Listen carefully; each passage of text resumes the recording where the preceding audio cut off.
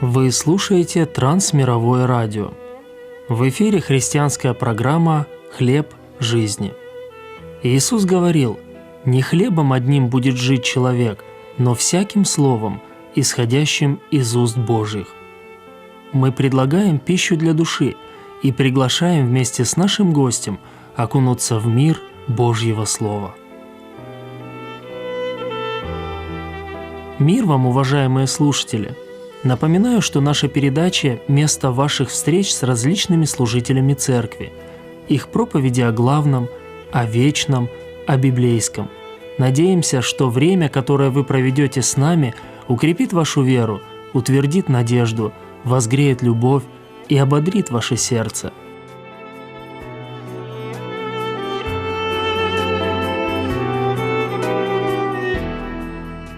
Сегодня у микрофона Сергей Бриштель и Олег Крупко. Присоединяйтесь.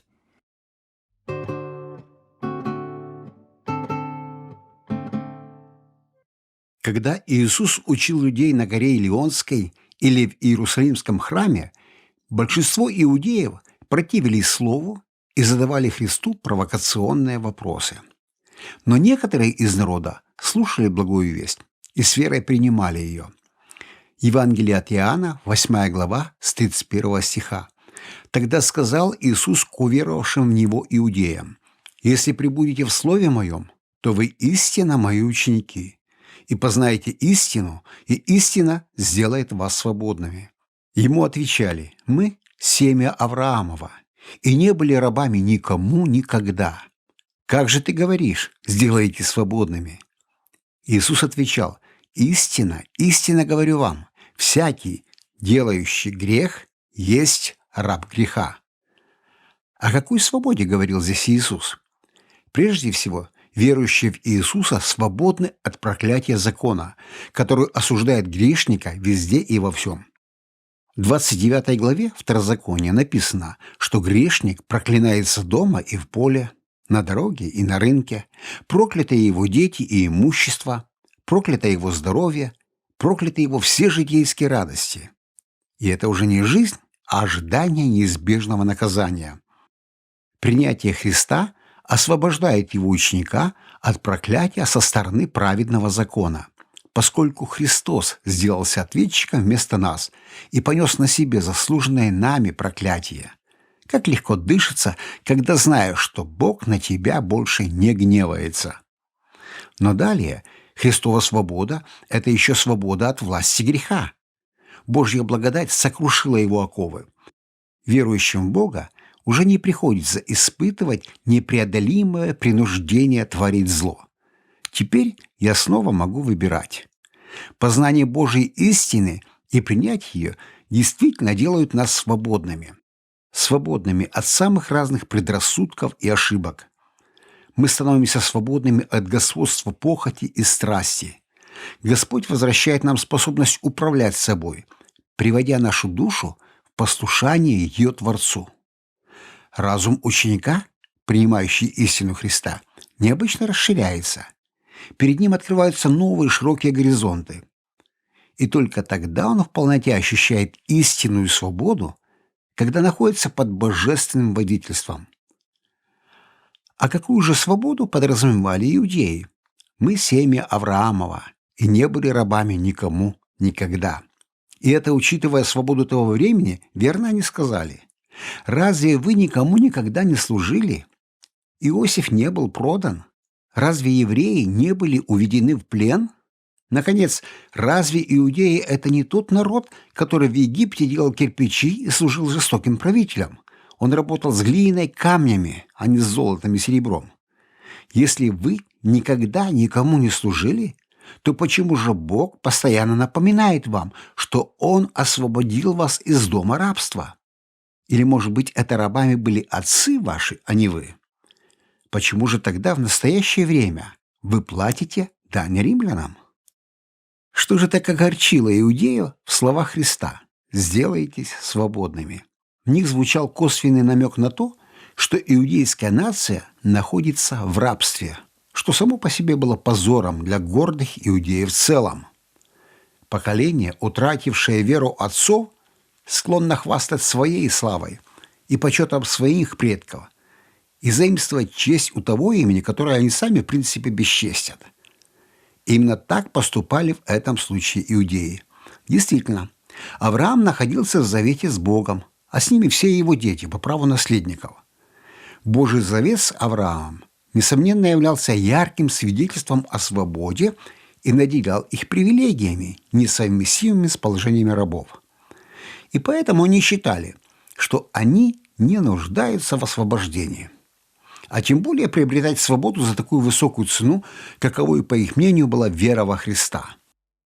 Тем людям, которые были воспитаны благочестивыми родителями, свойственно ошибочное и безрассудное представление, будто они могут уповать на свои привилегии и хвастаться ими, как если бы они могли восполнить недостаток своей святости святостью своих родителей. Но ведь вера не передается по наследству. Равно как и привилегии спасения, в отличие от обычных привилегий, не передаются нам и нашему потомству как родовое имение. Также и право на небо не передается по наследству. Мы не можем претендовать на него как законные наследники, ссылаясь на нашу родословную. Наше право на небо является исключительно приобретенной привилегией, причем не нами, а нашим Искупителем. И приобретается оно исключительно через веру в Искупителя. И Иисус превозглашает основополагающую истину. «Истинно, истинно говорю вам, всякий, делающий грех, есть раб греха». Эта истина имеет отношение ко всем без исключения, и потому каждый человек крайне нуждается в том, чтобы сделаться свободным от греха. Жизнь в грехе – это состояние рабства. На ком же стоит это клеймо? Конечно же, на делающем грех. Но нет человека праведного на земле, который жил и не грешил бы. Однако не всякий согрешающий есть раб греха, потому что тогда у Бога вообще не было бы рабов. Кто же тогда является рабом греха? Им является тот, кто избирает грех и предпочитает святость и нечестие. Тот, кому нравится грех, и он не особенно хочет с ним расставаться. Те, кто превращают свой грех в привычку и делают грех обычным повседневным делом. И в конечном результате возмездие за грех – смерть. И вот Иисус Христос провозглашает свободу от рабства греха. Способны ли мы уразуметь и оценить величие Его благодати? Благодарны ли мы Ему за эту свободу? И умеем ли мы ею пользоваться в полной мере? И имеет ли эта свобода для нас какие-либо границы? Я заметил одну закономерность. Люди, которые имеют свободу, постепенно привыкают к ней и перестают ей дорожить. Воспринимают ее как нечто само собой разумеющееся. Также и люди, потерявшие свободу по разным обстоятельствам, тоже привыкают к своему зависимому положению. Далее, вновь обретя свободу, они уже не умеют ею пользоваться. Как видим из Писания, христианская свобода тоже имеет свои ограничения. И об этом говорит Павел в 6 главе 1 послания к Коринфянам. С 12 стиха. «Все мне позволительно, но не все полезно. Все мне позволительно, но ничто не должно обладать мною. Пища для чрева, и чрево для пищи, но Бог уничтожит и то, и другое. Тело же не для блуда, но для Господа, и Господь для тела. Бог воскресил Господа, воскресит и нас силою Своею. Разве не знаете, что тела ваши суть члены Христовы? Итак, отниму ли члены у Христа, чтобы сделать их членами блудницы? Да не будет. Или не знаете, что совокупляющиеся с блудницей становится одно тело с нею? Ибо сказано, 2 будут одна плоть. А соединяющийся с Господом есть один дух с Господом. Бегайте, блуда. Всякий грех, который делает человек, есть вне тела, а блудник грешит против собственного тела. Не знаете ли, что тела ваши суть храм живущего Святого Духа, которого имеете вы от Бога, и вы не свои? Ибо вы куплены дорогою ценою. Посему прославляйте Бога и в телах ваших, и в душах ваших, которые суть Божия». Мы, христиане, живем в мире полном опасностей. Мир плоть, дьявол ведут охоту за нами. Чтобы сохранить нас, Отец Небесный оградил сферу нашего обитания своими правилами для нашего же блага. Эта духовная ограда является великим благословением для человека, потому что сохраняет нам жизнь и свободу. К сожалению, далеко не все понимают это. Границы христианской свободы в Коринфской церкви были настолько широкими, что вмещали разделение, блуд, пьянство на вечере любви, соблазн немощных, обиды, ябеды и клевету. Это создавало в церкви большие проблемы, естественно, приводило к Божьему наказанию.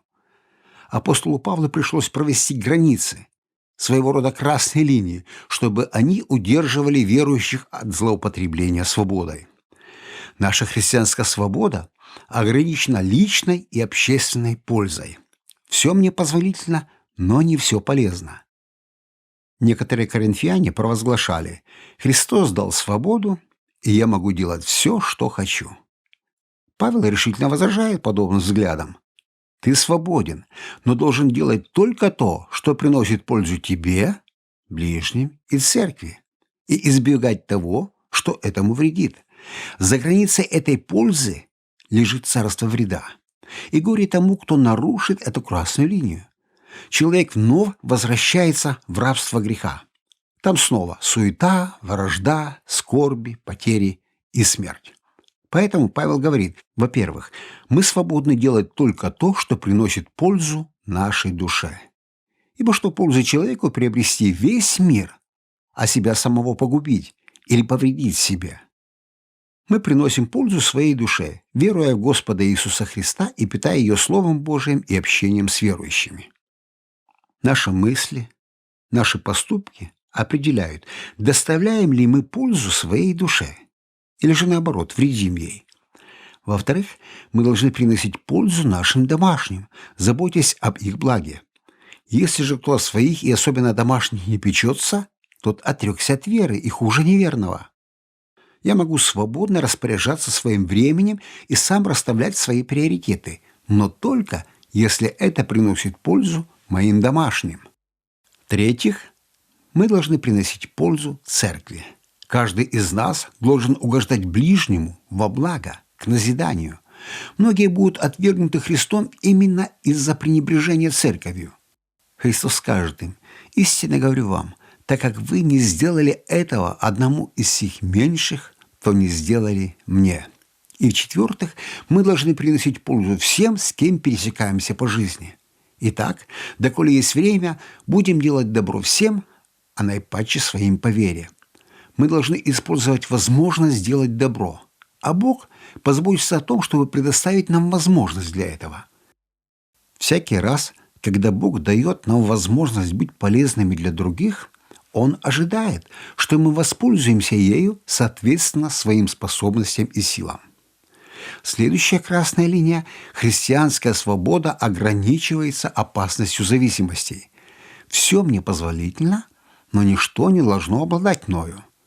Павел снова воспроизводит любимый лозунг коринфян: «Все мне позволительно», но добавляет к нему серьезное ограничение: «Ничто не должно обладать мною». Он имеет в виду зависимости, в которые может попасть верующий. В социальном плане мы испытываем зависимость от отношений. И это добрая зависимость. Супруги зависимы друг от друга. Дети зависимы от родителей. Подростки и юноши зависимы от сверстников. Также все верующие зависимы друг от друга и от церкви. К святым, которые на земле, и к дивным Твоим, к ним все желание мое. Мы взаимно обогащаемся и развиваемся в этих добрых зависимостях. Однако есть, безусловно, злые, греховные зависимости, вообще никак не совместимые с христианской свободой, и мы должны их остерегаться. Возьмем, к примеру, зависимость от алкоголя или наркотиков. А как много людей находится в порнографической или компьютерной зависимости? Я с горечью вспоминаю одного парня, очень талантливого. Увы, он зарылся страстью к игровым автоматам и проиграл и имущество, и благополучие своей семьи. Существует зависимость от плохих компаний. Не обманывайтесь, худые сообщества развращают добрые нравы. Первая глава притчи особенно предостерегает от этой беды. «Сын мой, если будут склонять тебя грешники, не соглашайся». Также Писание указывает на обольщение зависимостью от денег. «Ибо корень всех зол есть сребролюбие, которому, предавшись, некоторые уклонились от веры и сами себя подвергли многим скорбям». Также пагубна зависимость от комфорта. В Евангелии мы читаем, что Димас, устав от трудностей служения, оставил апостола Павла. Господь желает, чтобы христиане были абсолютно независимы от тех благ, которые они имеют.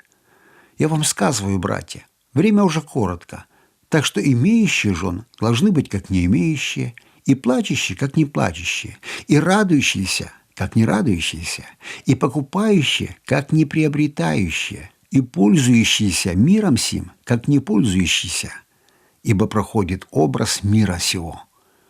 Ничто и никто, кроме Бога, не должен властвовать над нами. Таким образом, наша свобода заканчивается там, где начинается зависимость. Иногда даже на первый взгляд безобидные вещи могут подвергнуть нас снова игу рабства. Как вы считаете, позволительно ли верующему человеку играть в домино? Одна наша пожилая радиослушательница из Беларуси проживала в деревне, где не было церкви, поэтому она посещала собрания в городе. Когда занедужила и уже не смогла посещать церковь, она постоянно слушала христианские радиопередачи. Она также попыталась привлечь к слушанию и своих соседок, но они по разным причинам отказывались. Тогда она стала приглашать их, чтобы вместе поиграть в домино. На это они согласились. Во время игры она включала радио. И постепенно домино ушло на второстепенный план. А совместное слушание радиопередач и обсуждение проповеди стало основной целью их встреч. Но в моей жизни был и другой случай. Еще в молодости я довольно продолжительное время лежал в больнице. Так как времени было достаточно, я взял с собой Библию и еще христианские книги. В палате со мной лежали еще 3 человека. Тогда еще различных гаджетов не было, и они в свободное время играли в домино. Но так как 3 им играть было неинтересно, они пригласили меня. Вначале я отказывался, так как не умел играть. Но они настойчиво уговаривали. И вот я согласился. Очень быстро я вошел в азарт, и уже не они меня, а я их приглашал к игре. Эта игра меня захватила. Через некоторое время я пришел в себя. Я уже столько времени провел впустую. Я не прочел ни одной книги, которую я взял с собой, перестал читать Библию. И ради чего? Но освободиться от этой пустой зависимости оказалось не так-то просто. Непреодолимая сила снова влекла меня к игре. Только через покаяние, с Божьей помощью, я вновь обрел свободу от этой пустой игры. Далее Павел говорит, что христианская свобода ограничивается святостью тела. Некоторые верующие в Коринфе считали внебрачные связи вполне нормальным явлением. Они говорили: пища для чрева и чрево для пищи. Бог уничтожит и то, и другое. В Коринфе, как и в других городах Римской империи, царил культ тела. Граждане любили спорт, бани и плотские удовольствия. Давление мира было столь сильным, что некоторые верующие поддавались. Они приводили следующее основание своим поступкам. Тело человека имеет право на удовлетворение своих запросов в пище и в сексе. Все равно, оно приходящее, его Бог все равно уничтожит. И потому пусть оно удовлетворяет в краткоземной жизни свои потребности. Это совершенно не влияет на мой дух. Но Павел возражает. Взгляд на тело должен быть высоким. Тело же не для блуда, но для Господа, и Господь для тела. Когда тело служит Господу, тогда Он сам будет хранить и врачевать его, будет благословлять его в делах. Но самое главное, Господь даст телу славное воскресение. Бог воскресил Господа, воскресит и нас силою Своею. Наши тела в первую очередь это собственность Бога, и только потом наша. Христос постоянно нуждался в наших телах, чтобы через них творить добро и созидать церковь. Поэтому Павел умолял церковь: милосердием Божьим представьте тела ваши в жертву живую, святую, благоугодную Богу для разумного служения вашего. Имея в виду великую ценность тела, Он указывает на два тяжелых последствия блуда. Блуд отсекает человека от общения с Христом. Вот страшный смысл Павловых слов. Когда члены тела предаются греху, они как бы отторгаются от Христа и уродуют его славное тело. У нас в стране за умышленное членовредительство можно оказаться в тюрьме. Неужели Господь не взыщет с верующего за нарушение святости тела? Призвание верующих – созидать общение с Господом, а не разрушать его. А соединяющийся с Господом есть один дух с Господом. Никак нельзя отнимать у Бога то, что ему принадлежит по праву. Блудное искушение эффективнее всего преодолевается бегством. Бегайте, блуда. Не сосредотачивайтесь на возникающих картинах соблазна. Учитесь переключать ваше внимание на чистые, святые помышления. Скажите себе: если я не убью грех, грех убьет меня.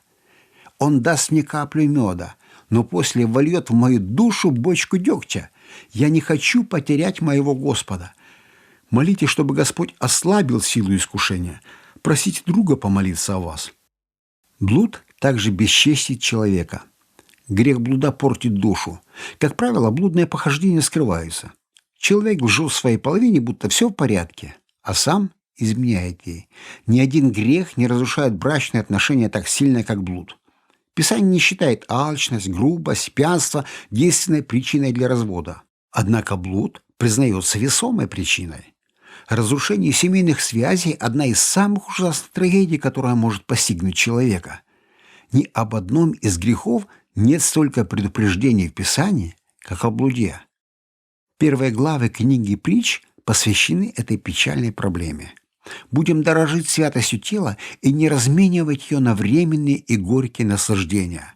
Да поможет нам Господь держать эту границу нашей свободы под контролем.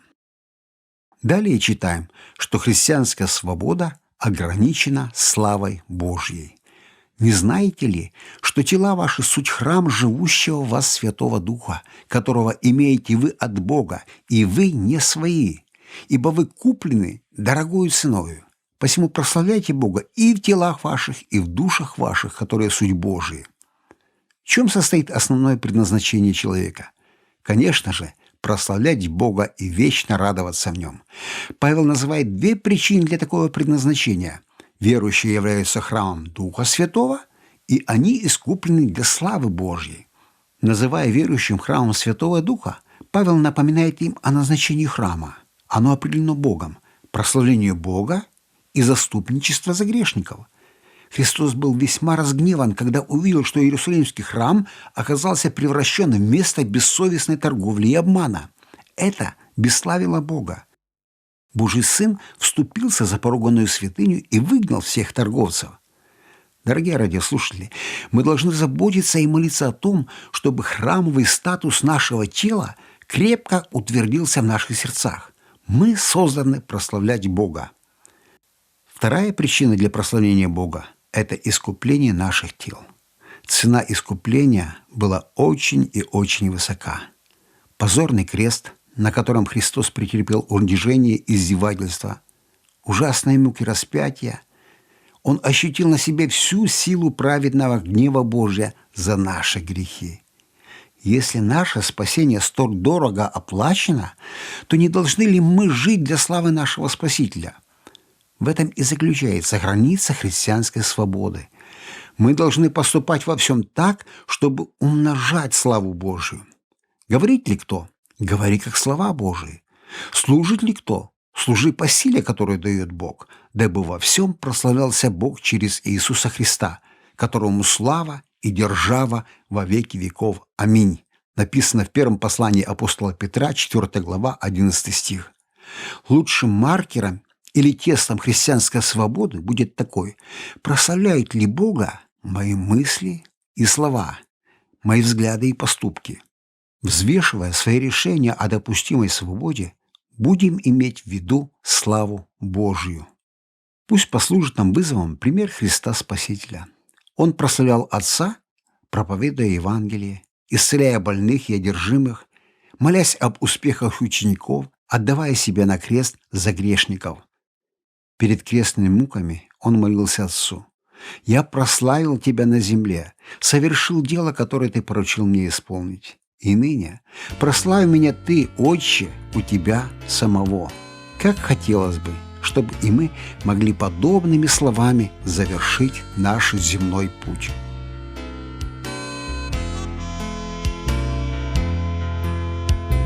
Я свободным стал, и я Тебе молюсь. Я свободным стал, Спаситель мой Иисус. От греха и зла избавлен я Тобой. Жизнь в Тебе моя, теперь я Твой. Я свободным стал, и я Тебе молюсь. Я свободным стал, Спаситель мой Иисус. От греха и зла избавлен я Тобой. Жизнь в Тебе моя, теперь я Твой.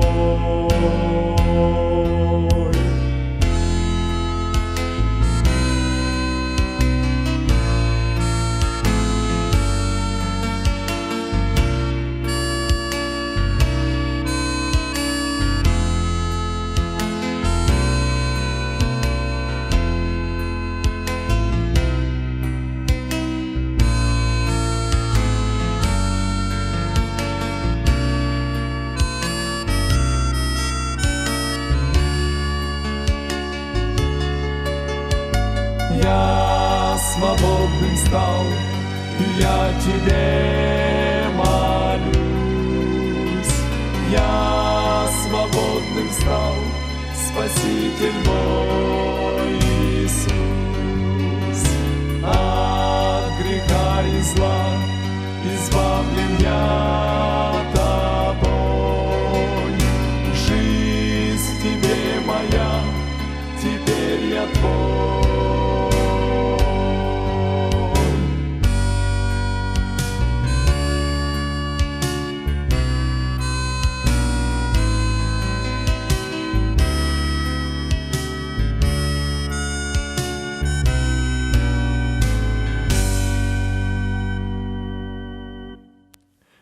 «Истина сделает вас свободными».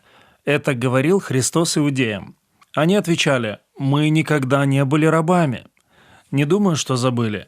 Видимо, не хотели вспоминать Египет, Ассирию, Вавилон, думать о зависимости от Римской империи. К сожалению, собеседники Иисуса не видели главного – своего духовного рабства. Очень похоже на книгу Откровения: «Говоришь, что богат, а не знаешь, что нищ». Верно отметил наш гость. Наша свобода заканчивается там, где начинается наша зависимость. Иоанн Богослов в книге Откровения передал послание «Тебе к Христу». Он поможет не переходить красные линии и помнить, что допустимая свобода – это слава Божья.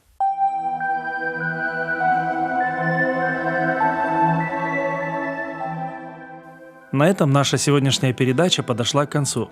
С вами был Сергей Бриштель, звукооператор, и одновременно наш гость Олег Крупко. Пожалуйста, направляйте свои отзывы и пожелания по адресу: Трансмировое радио, передача «Хлеб жизни», абонентский ящик 45, индекс 22 40 20, город Брест 20, Беларусь. До встречи через неделю. Божьих вам благословений!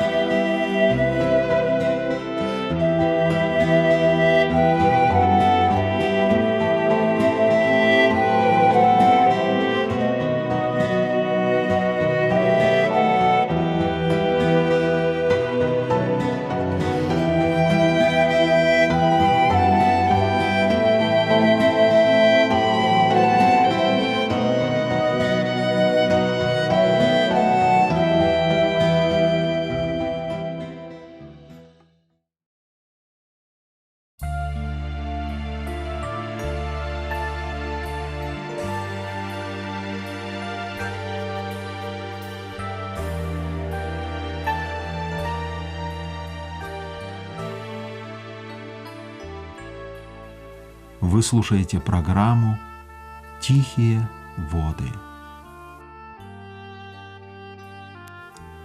Господь – пастырь мой, я ни в чем не буду нуждаться. Он покоит меня на злачных пажитях и водит меня к водам тихим, подкрепляет душу мою, направляет меня на стези правды ради имени Своего.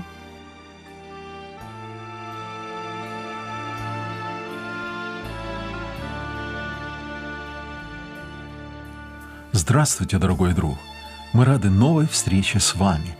К тихим водам Божьего Слова вас приглашают Павел и Ирина Тупчик. Сегодня в нашей программе мы вновь откроем блокнот с заметками. Вообще-то по плану сегодня должна быть почтовая передача. Но у нас только один вопрос, поэтому мы поделимся с вами короткими мыслями и наблюдениями. Похоже, что почтовая рубрика, которая просуществовала в рамках нашей программы 25 лет, исчерпывает себя. Я не думаю, что вопросов стало меньше. Просто появилось больше возможностей получать ответы. Интернет открыл доступ к огромному количеству ресурсов. И теперь вопросы чаще задают Гуглу и даже искусственному интеллекту. Проблема в том, как разобраться в огромном количестве противоречивых ответов. И насколько можно доверять людям, которые, имея смартфон и доступ к интернету, берут на себя ответственность учить других и тиражировать свои взгляды на весь мир? Могут ли ответы из всемирной паутины быть надежным основанием для жизни? Можно ли следовать указаниям искусственного интеллекта? Конечно, каждый вправе избирать себе собственные источники восполнения духовных нужд. Смотрите только, чтобы эти источники не оказались отравленными. Как написал апостол Павел, блажен тот, кто не осуждает себя или кого не осудят в том, что он избирает. На дворе последние дни календарной осени, поэтому уместным будет послушать песню на осеннюю тему. Лес улыбкою багряной встретил гостя изумленно. В шапках желтых из тумана мне навстречу вышли клены. Рыжекосые березки, белоногие девчонки по студенным поздним росам разбежались в перегонки. Ярко-алые манисты у рябин на смуглом теле, до полудня серебристый, лопухи платок одели. Рыжекосые березки, белоногие девчонки по студенным поздним росам разбежались в перегонки. Ярко-алые манисты у рябин на смуглом теле, до полудня серебристый, лопухи платок одели. Дуб задумчивый и важный, видно, здешних мест хозяин, словно старый воевода на пушке встал на страже.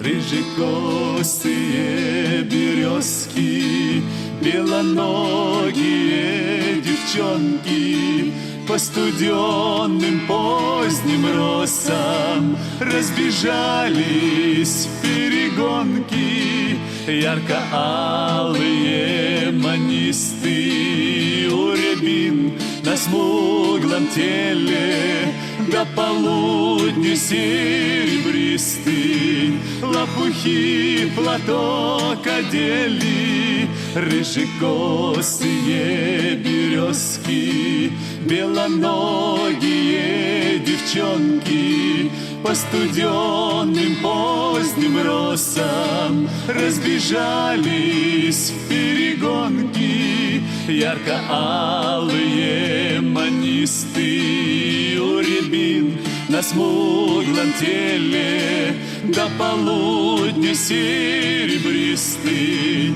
лопухи платок одели, рыжекосые березки, белоногие девчонки по студенным поздним росам разбежались в перегонки, ярко-алые манисты у рябин на смуглом теле, до полудня серебристый, лопухи платок одели.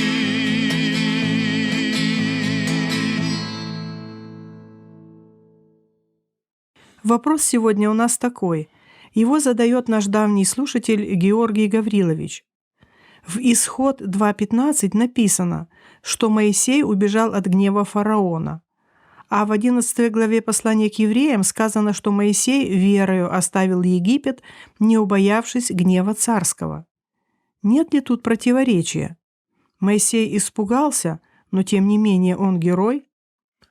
Герой не тот, кто не имеет страха, а тот, кто побеждает страх. Страх был знаком многим людям, которых мы без сомнения можем причислить к героям веры.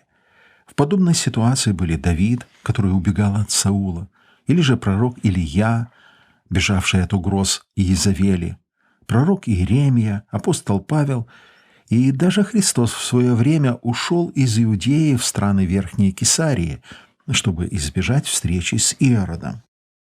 Так что нет ничего удивительного, что Моисей испугался гнева фараона. Однако ответ на ваш вопрос находится не в этой плоскости. В упомянутых вами текстах из книги «Исход» и послания к евреям говорится о двух разных случаях из жизни Моисея. В книге «Исход» рассказывается о ситуации, в которой Моисей, осознавший свою еврейскую идентичность, вступился за соплеменника, которого избивал египетский надсмотрщик, и убил его. Он закопал тело египтянина в песке, но дело скрыть не удалось. Как написано в 15 стихе 2 главы «Исход», услышал фараон об этом деле и хотел убить Моисея. Но Моисей убежал от фараона и остановился в земле Мадиамской. С мотивацией Моисея в этом случае все понятно. Им руководил страх за свою жизнь. А вот текст из послания к евреям указывает на более важные события, которые произошли как в физической, так и в духовной жизни Моисея. В 27 стихе 11 главы послания к евреям написано: «Верой оставил он Египет, не убоявшись гнева царского, ибо он, как бы видя невидимого, был тверд». Но в духовном плане Моисей оставил Египет раньше, чем вышел из него своими ногами. Думаю, вы заметили, что в 11 главе послания к евреям жизнь Моисея представлена в разрезе его противостояния с Египтом. В 24 стихе написано, что верою Моисей, придя в возраст, отказался называться сыном дочери фараоновой и лучше захотел страдать с народом Божиим, нежели иметь временное греховное наслаждение. И поношение Христова почел большим для себя богатством, нежели египетские сокровища, ибо он взирал на воздаяние. Это был непростой выбор, но Моисей сделал его. Через 40 лет Бог возвращает в Египет уже не сына дочери фараоновой, а вождя избранного народа. Трудно представить, сколько мужества потребовалось Моисею, чтобы противостоять фараону. Фараон был жесточайший человек, обладавший неограниченной властью. Он ненавидел евреев, истреблял Божий народ и делал их жизнь невыносимой. Но Моисей был тверд, потому что он предстоял не перед фараоном, а перед Богом. Он передает фараону Божьи требования отпустить его народ. Фараона не сломили тяжелые Божьи удары. В описании предпоследней, 9 казни мы читаем: «И ожесточил Господь сердце фараона, и он не захотел отпустить их. И сказал ему фараон, то есть Моисею: пойди от меня, берегись, не являйся более перед лицо мое, ибо в тот день, когда ты увидишь мое лицо, умрешь». И сказал Моисей: как сказал ты, так и будет. Я не увижу больше лица твоего. А дальше была 10-я казнь, которая поразила Египет в самое сердце. И Моисей вместе с евреями вышел из Египта. Вот именно об этом эпизоде и написано в 27 стихе 11 главы послания к евреям. Через 40 лет Моисей вновь покинул Египет. Только теперь он вышел не сам, а во главе освобожденного народа. Удивительная история, не правда ли? Эти события стоит вспомнить сегодня, когда в Израиле очень непростая обстановка. Но Бог выше всего, и Его обетования непреложные. Напоминаем вам, что свои вопросы, замечания, предложения вы можете отправить нам по обычной или электронной почте, а также через наш сайт. Адрес прозвучит в конце передачи. А сейчас откроем блокнот с заметками и посмотрим, что нового там появилось.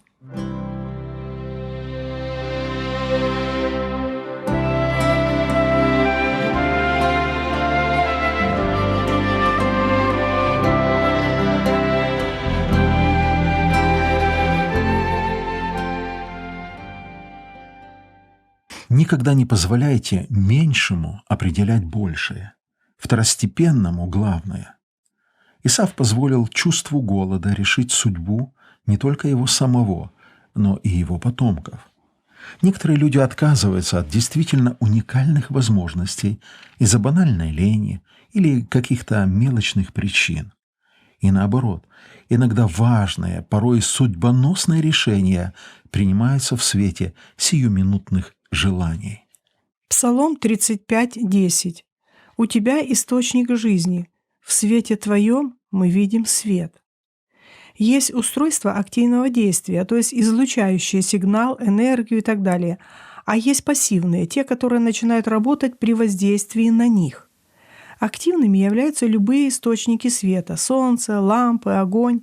Пассивными – луна, зеркала и другие отражающие поверхности. Мы не активные источники света. Мы не можем излучать из себя свет. Мы светим только тогда, когда нас освещает Божий свет. Мысли, которые приходят с возрастом. В 70-м псалме находится просьба человека, у которого старость уже не на горизонте. «Не отвергни меня во время старости, когда будет оскудевать сила моя, не оставь меня. И до старости, и до седины не оставь меня, Боже». А вот ответ на эту просьбу. Исайя, 46 глава. «И до старости вашей я тот же буду, и до седины вашей я же буду носить вас. Я создал и буду носить, поддерживать и охранять вас». У нас есть хлебопечка, и, проснувшись утром, мы ощущаем аромат свежевыпеченного хлеба. Мы попробовали много рецептов, некоторые очень сложные, но остановились на самых простых. Мука, вода, немного молока, немного соли и сахара и, конечно, закваска. Получается простой и вкусный хлеб. Закваска – это один из небольших по объему ингредиентов, но она изменяет структуру и вкус всего теста. Образ закваски использован в Библии. С закваской Христос сравнивает Царство Божье. Апостол Павел, обращая внимание на духовное состояние каждого верующего, также упоминает закваску. В Коринфянам 5, 6, 8 написано: «Нечем вам хвалиться. Разве не знаете, что малая закваска квасит все тесто? Итак, очистите старую закваску, чтобы быть вам новым тестом, так как вы бесквасны, ибо Пасха наша Христос заклан за нас. Посему станем праздновать не со старой закваской, не закваской порока и лукавства, но с опресноками чистоты и истины». Чем вы заквашены? Старая закваска — это плотской образ жизни, старые привычки, склонности, приоритеты. Они заквашивают, то есть оказывают влияние на формирование всего образа жизни. Плотские мотивы могут превратить самое благочестивое и богоугодное дело в прокисшее тесто. Малахия 3:6. «Ибо я Господь, я не изменяюсь, посему вы, сыны Иакова, не уничтожились». Как-то я увидел подборку фотографий живых существ, которые не должны были бы существовать по всем известным физическим законам, но тем не менее они существуют. Среди них жирафы, самые высокие животные на Земле. Вообще-то их сердце не в состоянии поднять столб крови на высоту до 3 метров.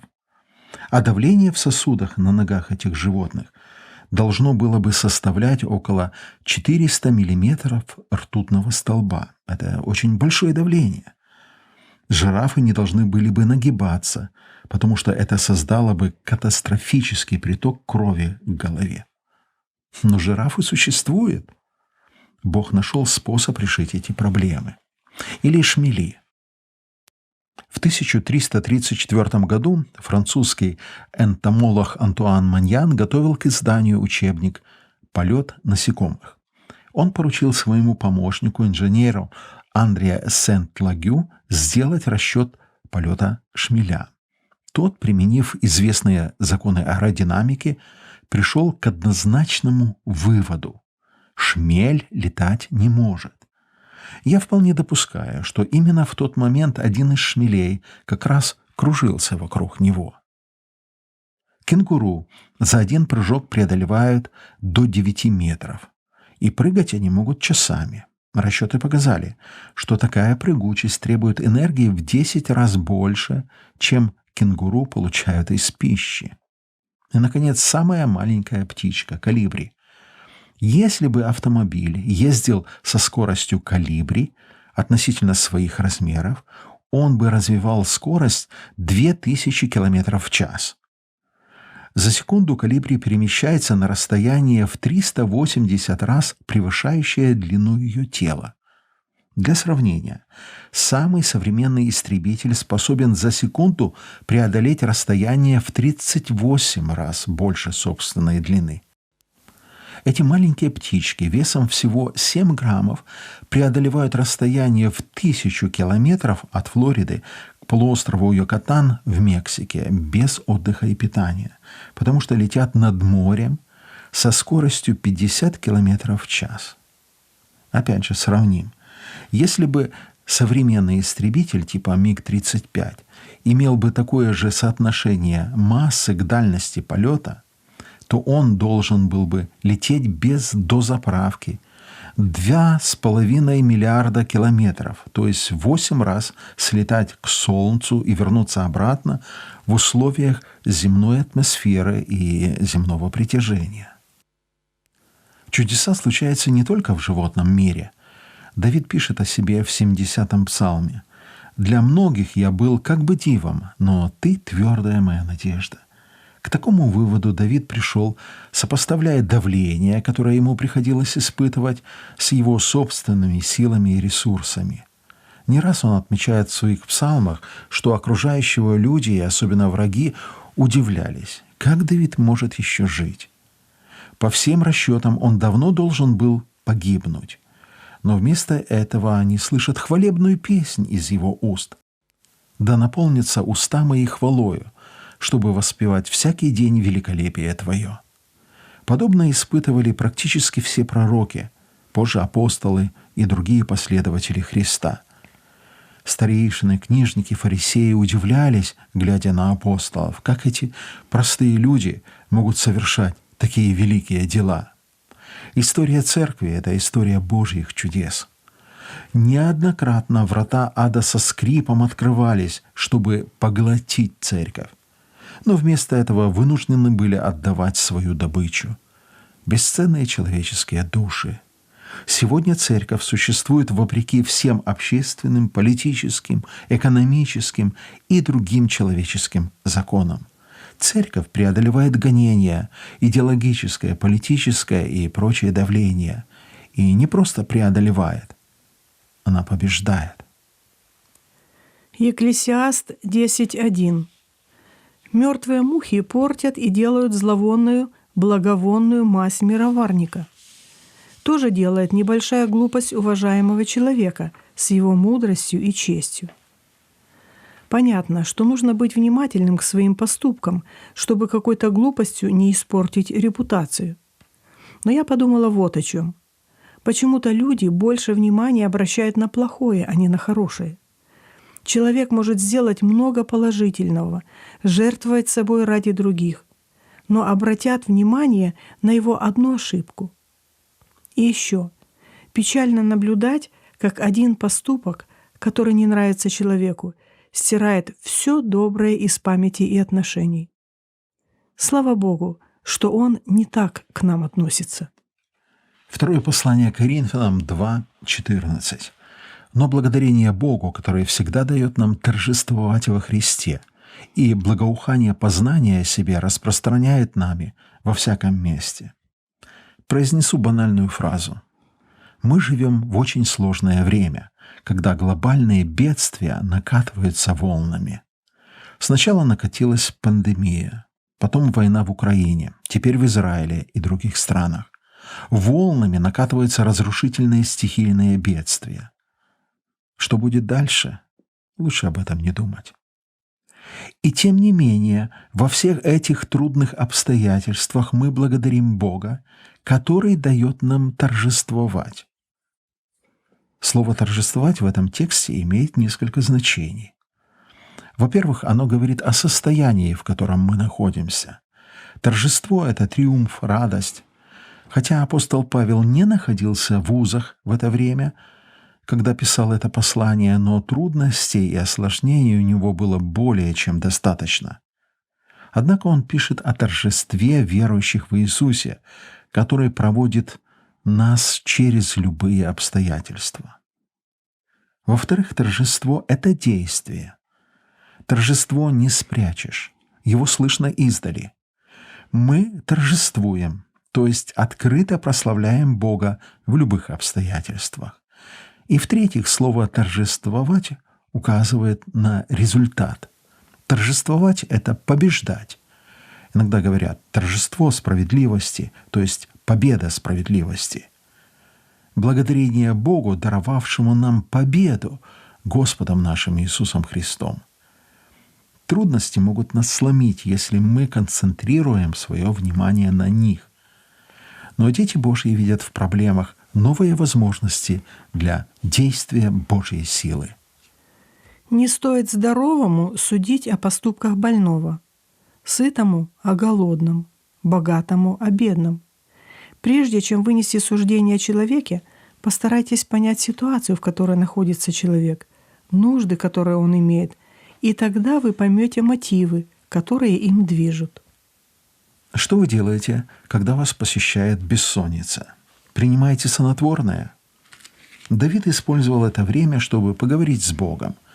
Один из его псалмов, 16-й, можно назвать ночной молитвой. Давайте понаблюдаем за Давидом в его бессонные часы. Чаще всего бессонница является продуктом каких-либо беспокойств. И Давид прежде всего исследует свою жизнь. «Ты испытал сердце мое, посетил меня ночью, искусил меня и ничего не нашел». На данный момент в его личной сфере все было в порядке. От мыслей моих не отступают уста мои.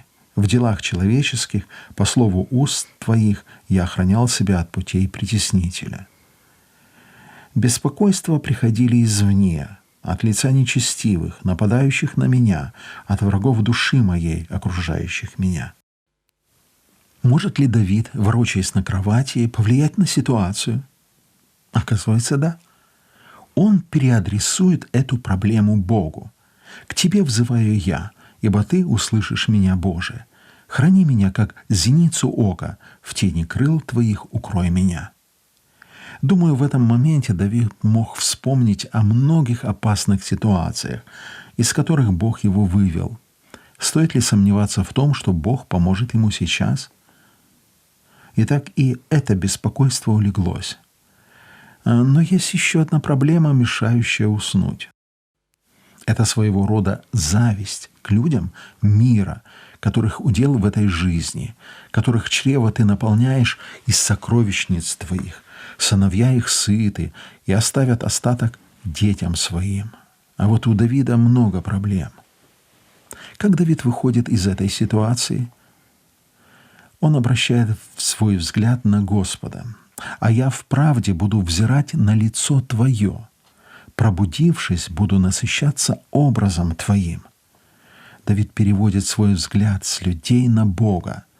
Разве может что-то земное сравниться с тем, что есть у Давида? У людей есть то, что дает Бог, а у Давида есть сам Бог. Душу Давида наполняет мир. Его глаза смыкаются, чтобы утром опять насыщаться образом Божиим.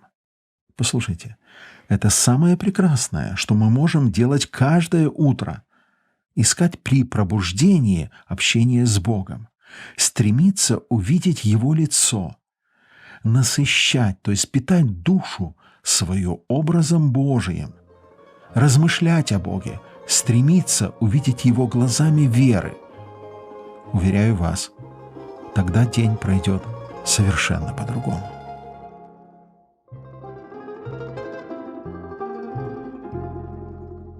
На рассвете дня, на закате дня, перед Господом я на коленях и взываю к Нему, и Он слышит меня, посылает мне благословение.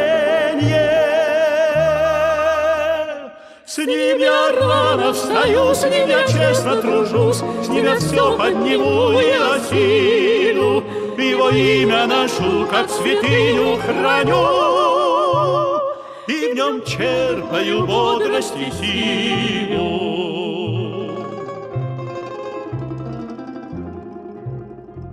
И когда в час ночной я иду на покой, и о Нем в тишине размышляю, говорит Бог со мной о стране неземной,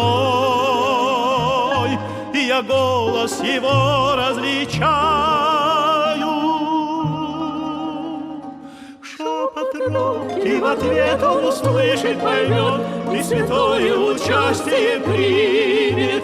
Он по просьбе моей бурю море уйдет, и по вере моей горы сдвинет.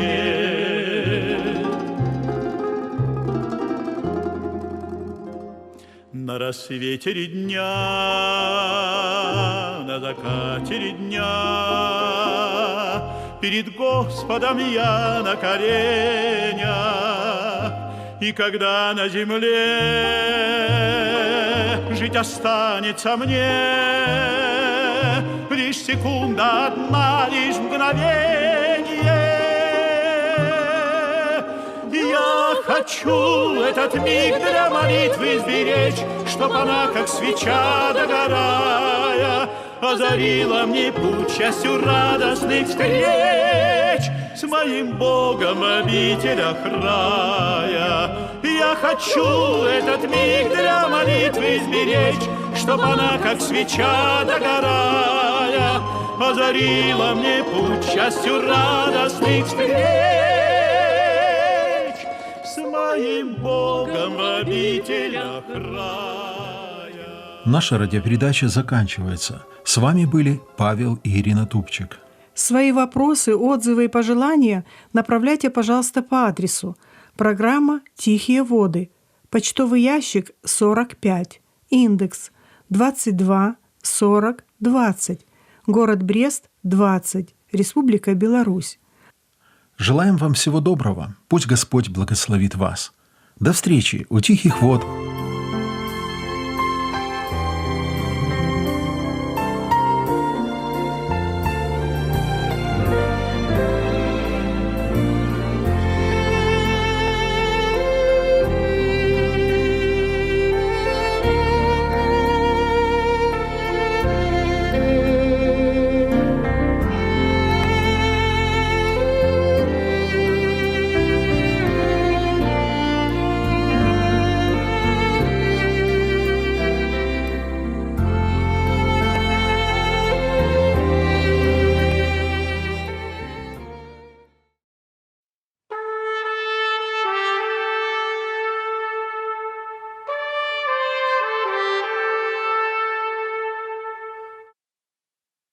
Вы слушаете Трансмировое радио.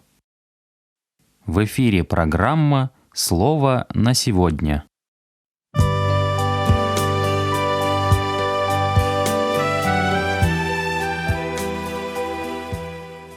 Дорогие друзья, рад приветствовать вас на волне программы «Слово на сегодня».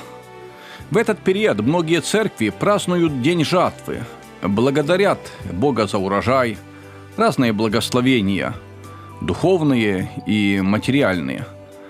Размышляя об этом, сегодня мы поговорим об одной важной составляющей христианской жизни – благодарности.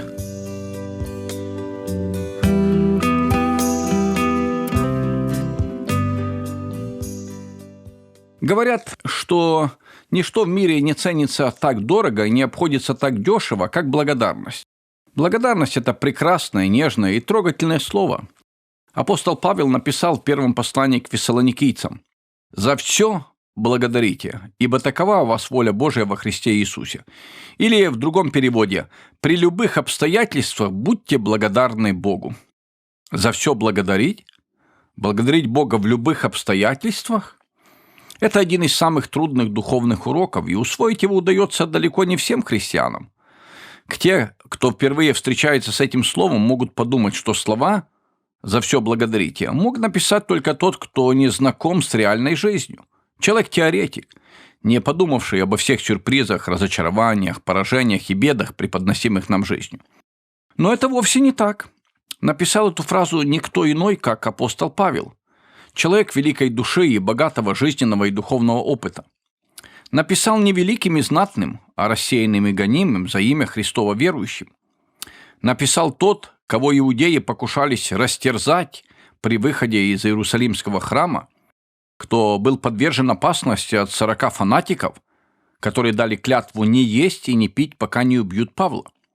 Написал тот, кто перенес гонение в Антиохии, был побит камнями в Листре и выброшен как мертвый за стену города, был зверски избит в Филиппах и брошен в городскую темницу, имел в себе приговор к смерти в Фессалониках, подвергался насмешкам в Афинах, просидел несколько лет в римской тюрьме и закончил свое высокое апостольское служение мученической смертью.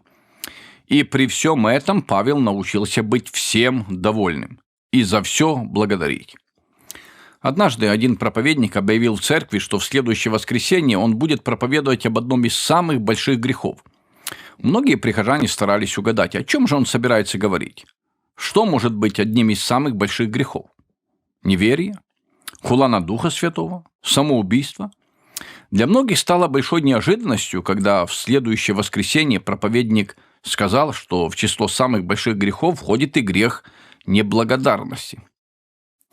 Действительно, часто именно неблагодарность оказывается причиной многих других грехов. В Едемском саду Адам и Ева имели все необходимое для счастливой и плодотворной жизни. Если бы они с благодарностью приняли посылаемые Творцом дары, они не желали бы ничего другого. Они могли бы сказать змею примерно следующее: «Мы довольны тем, что имеем. Мы благодарны Богу за все и ничего больше не желаем». Но тот факт, что их заинтересовала перспектива познания добра и зла, говорит об отсутствии в них полного доверия Богу и глубокой благодарности за то, что Он им дал. Вкусив запрещенный Богом плод, Адам и Ева действительно познали добро и зло, но это познание лишило их счастья, отравило их жизнь и привело к смерти. Грех и его последствия перешли на весь род человеческий. Поняли ли Адам и Ева, почему Бог запретил им вкушать плод познания добра и зла? Безусловно, поняли. Но раскаяние уже не вернуло им чистоты. Вместо того, чтобы стать как боги, они стали бессильными пленниками греха и смерти. А чего на земле зло, ненависть, войны, страдания, слезы, смерть? Не от того ли, что люди хотят иметь больше того, что они имеют? О них апостол Павел пишет в послании к римлянам. Они, познав Бога, не прославили Его как Бога и не возблагодарили, но осуетились в умствованиях своих, и омрачилось несмысленно их сердце, называя себя мудрыми, обезумели. Начиналось все, кажется, совсем безобидно. В ответ на Божье откровение они не прославили, не возблагодарили Бога. Неужели это такой страшный грех? Да, все с этого начинается. Неблагодарности тому, кому мы всем обязаны. молчание в ответ на благодеяние. Кстати, вы уже успели с утра поблагодарить Бога? Господь открывает себя, Бог свидетельствует о себе разными дарами, Бог дает времена плодоносные, исполняет пищей и весельем, а в ответ – тишина. Бога просто игнорируют. Это не закончится добром. И апостол Павел пишет, к чему приводит гордое, неблагодарное сердце человека, который сам берет в свои руки управление своей судьбой, не считаясь Божьей волей. По сути, неблагодарность – это отказ от исполнения воли Божьей, нежелание следовать за Христом, отступление от истины. Этот грех приводит, в конце концов, к разделению человека с Богом, потому что неблагодарный человек склонен к самооправданию и не видит нужды в покаянии. Он не считает себя обязанным благодарить Бога за то, что ему не нравится, или за то, чего он якобы добился собственными усилиями. С другой стороны, готовность благодарить Бога за все, даже за самые незначительные мелочи в ежедневной жизни, приближает нас к Нему, дает бодрость и хорошее настроение. Благодарность может стать хорошей привычкой, которую каждый из нас может и должен выработать. Благодарите Бога за все, и тогда все будет служить вам ко благу. Как пишет Баркли, всегда есть за что быть благодарными. Даже в самый страшный и мрачный день есть благодеяния, с которыми нужно считаться. Надо помнить, что когда мы стоим лицом к солнцу, тень падает позади нас, а если мы повернемся к солнцу спиной, вся тень будет уже перед нами. Развить в себе привычку быть всегда за все благодарным – это первый шаг к исправлению своих отрицательных качеств. Если вас кто-то обидел, благодарите Бога за то, что не вы обидели, и тогда боль от обиды оставит вас. Во всякой неприятной ситуации научитесь находить что-нибудь положительное, за что вы можете вознести благодарность Богу. Даже в самом безнадежном положении мы не одиноки. Господь всегда с нами, и мы можем быть благодарны Ему за это, так как без Его поддержки мы не смогли бы перенести постигшую нас скорбь. Тот, кто во всем видит Божью волю и за все благодарит своего Создателя, никогда не потеряет душевного равновесия и не сломается под ударами жизни. Он знает, что любящим Бога все содействует ко благу. Благодарное сердце не только содействует исцелению душевных ран, но и в значительной степени помогает нашим молитвам. Когда нам больно, хочется кому-то рассказать о своем горе, чтобы нас пожалели, посочувствовали, утешили. Очень трудно в таком состоянии не поддаться порыву, еще труднее вознести Господу молитву благодарности. Но человеческое сочувствие дает лишь временное утешение. Люди не могут исцелить душу и понять всю глубину наших переживаний. Бог может все.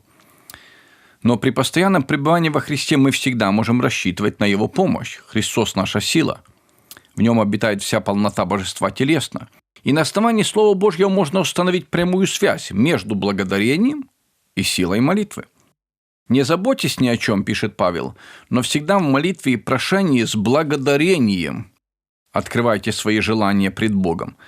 И мир Божий, который превыше всякого ума, соблюдет сердца ваши и помышления ваши во Христе Иисусе». Благодарение Бога тесно связано с Его прославлением. Ветхозаветный закон включал специальную молитву, благодарение Господа. Во многих псалмах мы встречаем искреннее, идущее от всего сердца чувство благодарности Богу. Вся жизнь христианина представляет собой жертву благодарения Богу за Его милосердие, Его каждодневную заботу. Мы благодарим Бога за Его доброту, благость и любовь, за Его совершенную праведность и справедливость, за новую жизнь, которую Он дал нам, за Его нежную заботу о нас, за то, что Он дает нам силы и необходимые средства на каждый день, за Его водительство и помощь в самые трудные моменты нашей жизни и, наконец, за то, что Он дает нам возможность следовать за Иисусом. Мы благодарны Ему за все, во всех обстоятельствах нашей жизни. Благословений вам, дорогие слушатели. Желаю, чтобы вы всегда и за все благодарили Создателя.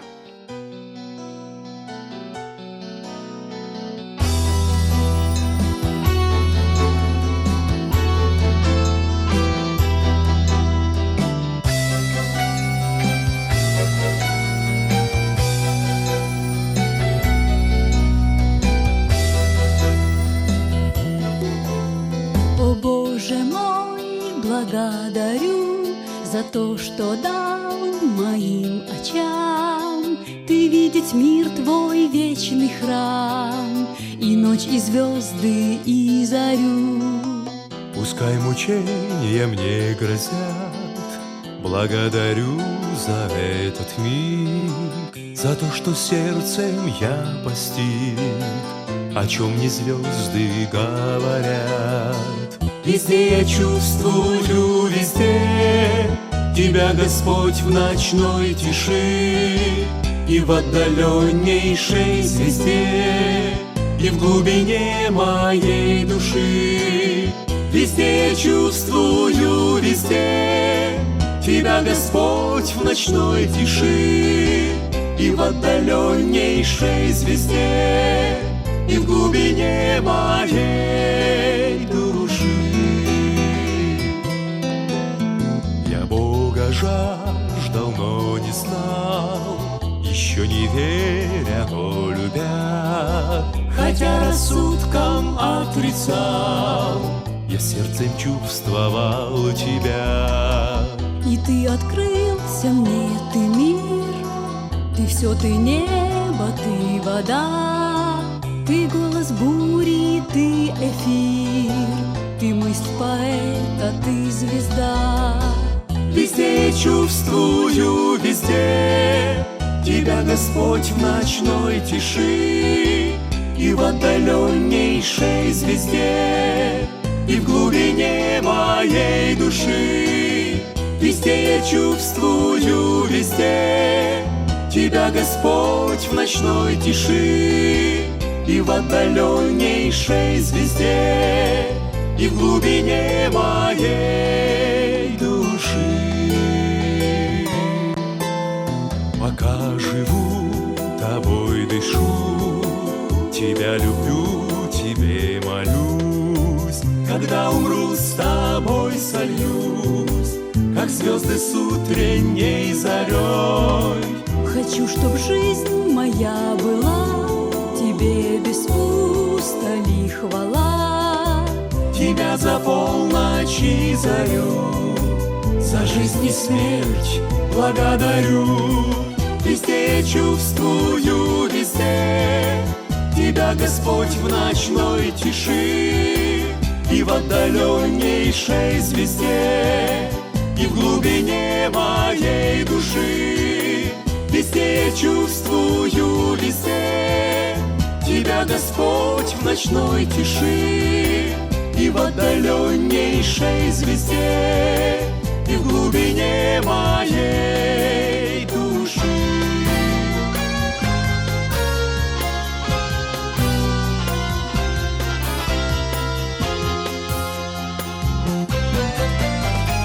Везде я чувствую, везде Тебя, Господь, в ночной тиши, и в отдаленнейшей звезде, и в глубине моей души. Везде я чувствую, везде Тебя, Господь, в ночной тиши, и в отдаленнейшей звезде, и в глубине моей души.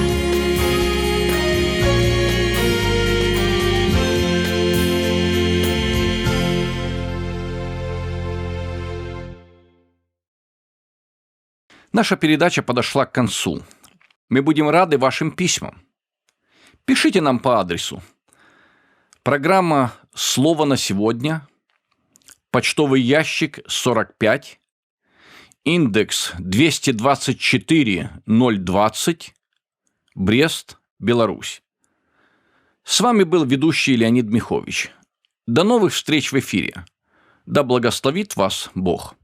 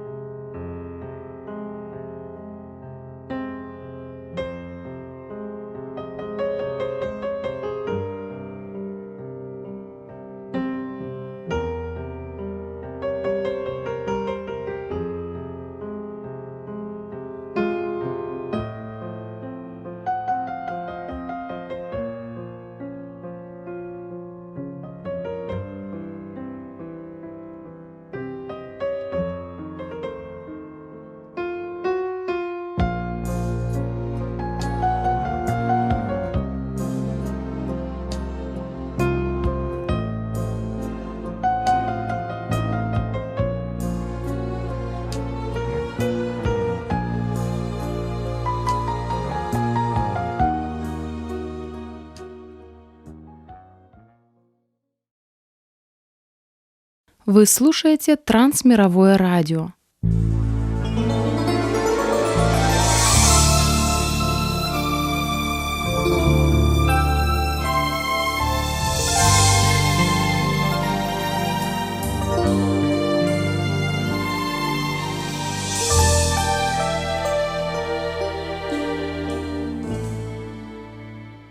В эфире программа для женщин «Суламита».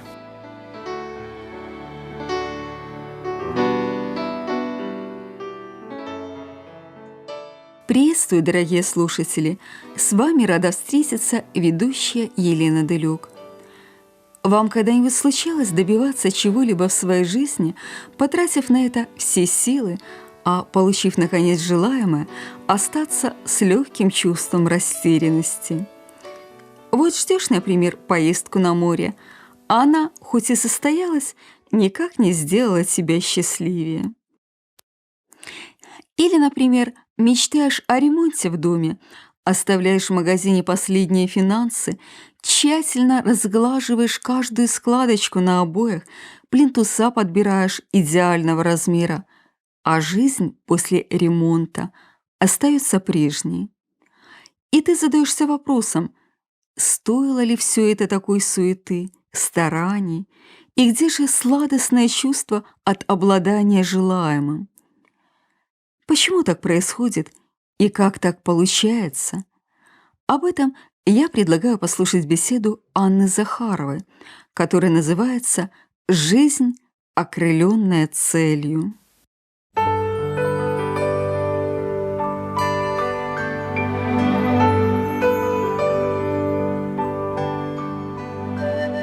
Слово «целеполагание» звучит довольно скучно. А я столкнулась с ним по роду профессиональной деятельности, слушая лекцию одного из профессоров.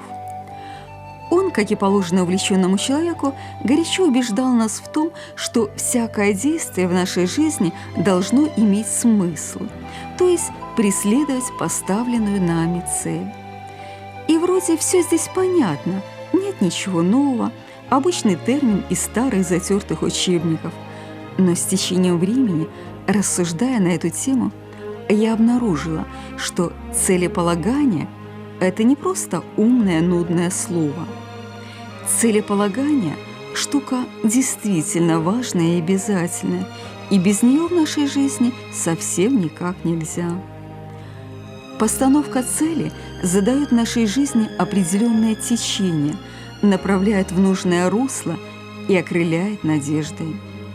Жизнь без целеполагания зачастую хаотична и рутинна.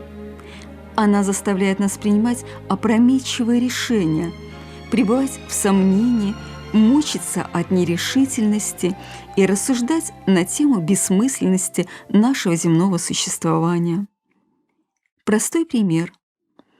Женщина получила зарплату и отправляется в магазин. В данном случае женщина без конкретной цели и четко прописанного плана на бумажном листке – это катастрофа. Мысль о том, что сегодня она может позволить себе все, способна даже самую хладнокровную особу привести в состояние аффекта. Товары на скидках начинают жалобно завывать «Выбери меня!». А в отделе хозяйства вдруг начинает казаться, что все увиденное невероятно важно, и без этого не очистится ни одна кастрюля и не выведется ни одно пятно. Приходит навязчивая мысль закупиться впрок, затем сделать приятное детям, побаловать мужа. И все. И дома женщина, бродившая по супермаркету без конкретной цели, ненавидит всех маркетологов и мерчендайзеров вместе взятых, клятвенно обещая себе ногой больше в этот магазин не ступать. На деле причина ее непомерных растрат – это отсутствие четких целей на тот момент, когда ее нога переступила порог супермаркета. Будь у нее строгий перечень необходимого, она могла бы избежать пусть не всех, женщины все же, но многих лишних и необдуманных приобретений в этот день.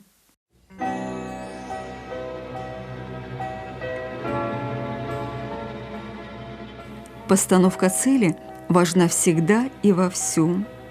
Ни одна победа, ни одно приобретение в жизни не способно счастливить нас, если не знаем, для чего мы этого добились.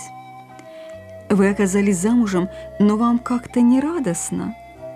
Может, стоит пересмотреть цели, которые вы при этом ставили или забыли поставить? Ваша жизнь с появлением малыша превратилась в перманентное состояние недосыпа нервов и желания покоя и тишины? Напомните себе еще раз, для чего вам нужен ребенок. У вас новая должность? Вы это сделали! Ура! Но стих шквал аплодисментов, не слышны уже вздохи завистников, отгремело масштабное празднование, и вы вдруг озадачились. А что теперь? А была ли у вас конкретная цель? Для чего карабкались на эту вершину день и ночь, работая, не покладая рук? Даже присоединившись к какому-нибудь служению в своей церкви, можно уныло развести руками и сказать: «Ну, я думала, у них там поинтереснее будет». А какой была ваша цель, когда вы стали частью команды? Поставить себе в зачет галочку, вроде «я теперь служу», или быть сопричисленным к тем, чьими руками вершится Божья история? Или чтобы научить всех их там, как надо служить на самом деле? Сладость победы приходит тогда, когда мечты, планы и надежды осуществляются. Когда вся наша жизнь непрерывно связана тоненькими ниточками целеполагания, и каждое действие имеет смысл. «Ну, это невозможно», — скажете вы. «Что ж теперь постоянно спрашивать себя, для чего да зачем?» На самом деле все мелкие и незначительные действия, осуществляемые в нашей жизни, всегда имеют смысл. Так, например, автоматически отправляясь утром в ванную комнату, я точно знаю, что и для чего буду там делать. Моя цель – гигиена и чистота. Когда я разбиваю яичную скорлупу, выливая яйцо в миску, я точно знаю, что планирую получить сегодня на завтрак – омлет, блинчик или запеканку. Я не решаю это в процессе и не жду, когда само станет понятно, что у меня там готовится. Я имею ясное представление о том, что будет лежать на моей тарелке через 15 минут. Почему-то, когда дело доходит до глобальных вещей, мы зачастую просто плывем по течению. Ребенок не знает, зачем он ходит в школу каждый день. Студент не понимает, зачем он учит эти нудные конспекты. Сотрудник компании не имеет никакой мотивации для того, чтобы не просто приходить на работу и в конце месяца получать деньги, но делать что-то полезное, важное и действительно стоящее в своей жизни. Молодожены не понимают, зачем им жить друг с другом, и подают на развод. Мамы в песочнице отчаянно вздыхают: «Скорее бы на работу». Их жизнь, погрязшая в подгузниках, пюрешках и детских книжках про сороку-ворону, кажется им пустой тратой времени.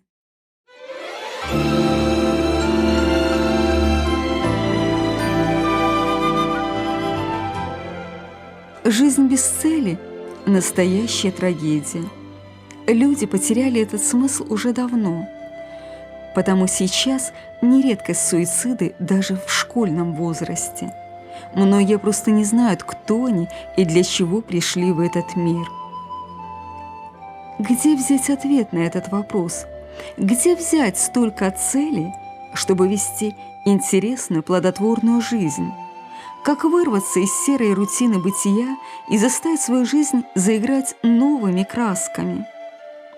Искать ответ однозначно нужно у пославшего нас в этот мир. Он уж точно не планировал наше земное путешествие как жалкое шарканье ногами по духовной пустыне, без всякого смысла, без всякой цели.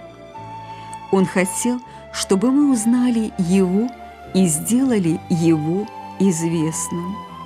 Он хотел, чтобы мы имели с Ним близкие и тесные отношения, такие, от которых на душе всегда спокойно, а тоска и хандра не имеют ни малейшего шанса на существование. Такие, при которых ты всегда точно знаешь, чего хочет Бог, что является правильным и куда следует идти. И не потому, что тебе так показалось, а потому, что так написано в Библии, и Его Слово живет в тебе и движет каждым днем, каждым вздохом в твоей жизни. Он хотел, чтобы мы дерзали и делали для Него великие дела, не мучились всю жизнь от неспособности найти свой дар и применить его в служении, а шли и помогали бедным, работали с зависимыми, наставляли недавно обратившихся, проповедовали Его имя, говорили о Нем своим детям, жертвовали финансы на Божьи дела, пели Ему в хоре, протягивали руку помощи немощным в вере. И всегда за все благодарили. Так много дел и прекрасных целей может быть у того, кто решит идти по жизни с Господом. Как может жаловаться на свою жизнь тот, кто помогает онкобольным детям? Как может покончить жизнь самоубийством тот, кого ждут сегодня в обществе инвалидов для библейского урока? Зачем пробуют наркотики студенты, которые днем учатся, а по ночам работает грузчиком, чтобы собрать деньги для миссионерской поездки? Пока мы держимся за Христа, пока Его цели – наши цели, пока мы точно знаем, кто мы и для чего пришли в эту жизнь, наше время на земле не может быть тусклым, мрачным и депрессивным. Если в нашей жизни сегодня не хватает света, красок и радости, а в душе мира и ясного понимания того, что вы делаете и для чего, откройте свою Библию и найдите для себя глобальную цель своей жизни. Да благословит вас Господь! К небу взор я возношу, и Тебя, Господь, прошу, будь со мной, как верный друг, пусть хоть свет, хоть мрак вокруг. Рядом с Тобой идти цель лишь одна, чашу Твою испить, пусть хоть до дна, радость Тебе дарить, за все благодарить буду я всегда. Радость Тебе дарить, за все благодарить буду я всегда. Жизнь моя в Твоих руках, хоть я пред Тобою прав. Господи, Твоя любовь греет сердце вновь и вновь. Рядом с Тобой идти цель лишь одна, чашу Твою испить, пусть хоть до дна. Радость Тебе дарить, за все благодарить буду я всегда.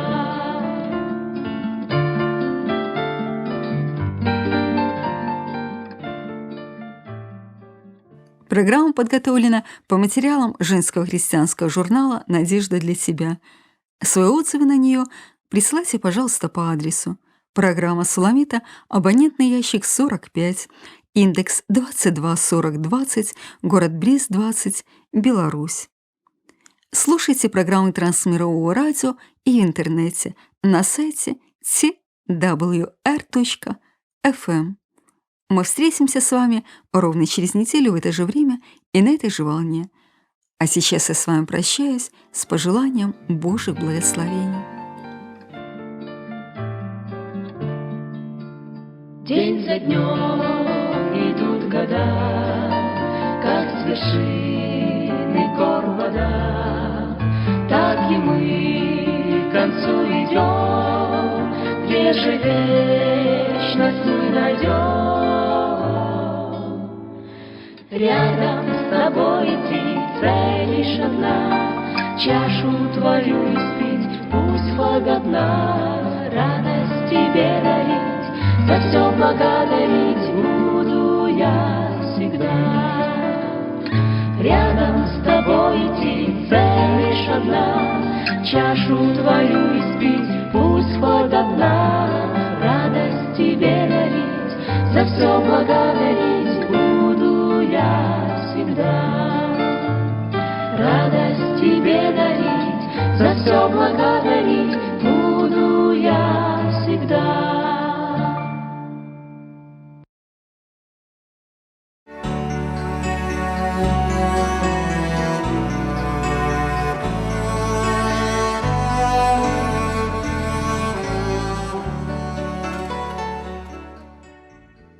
Вы слухаете Трансусветное радио. У эфіры хрысціянская праграма «Голас друга». Да святой крыніцы чысціні кліча голас друга з вышыні. Голас гэты верай незямною засяляе шчыра кожны дом. Слухай голас друга ўсёй душою, і душа напоўніцца святлом. Прапануем перадачу з раздзелу «Пытанне да кожнага».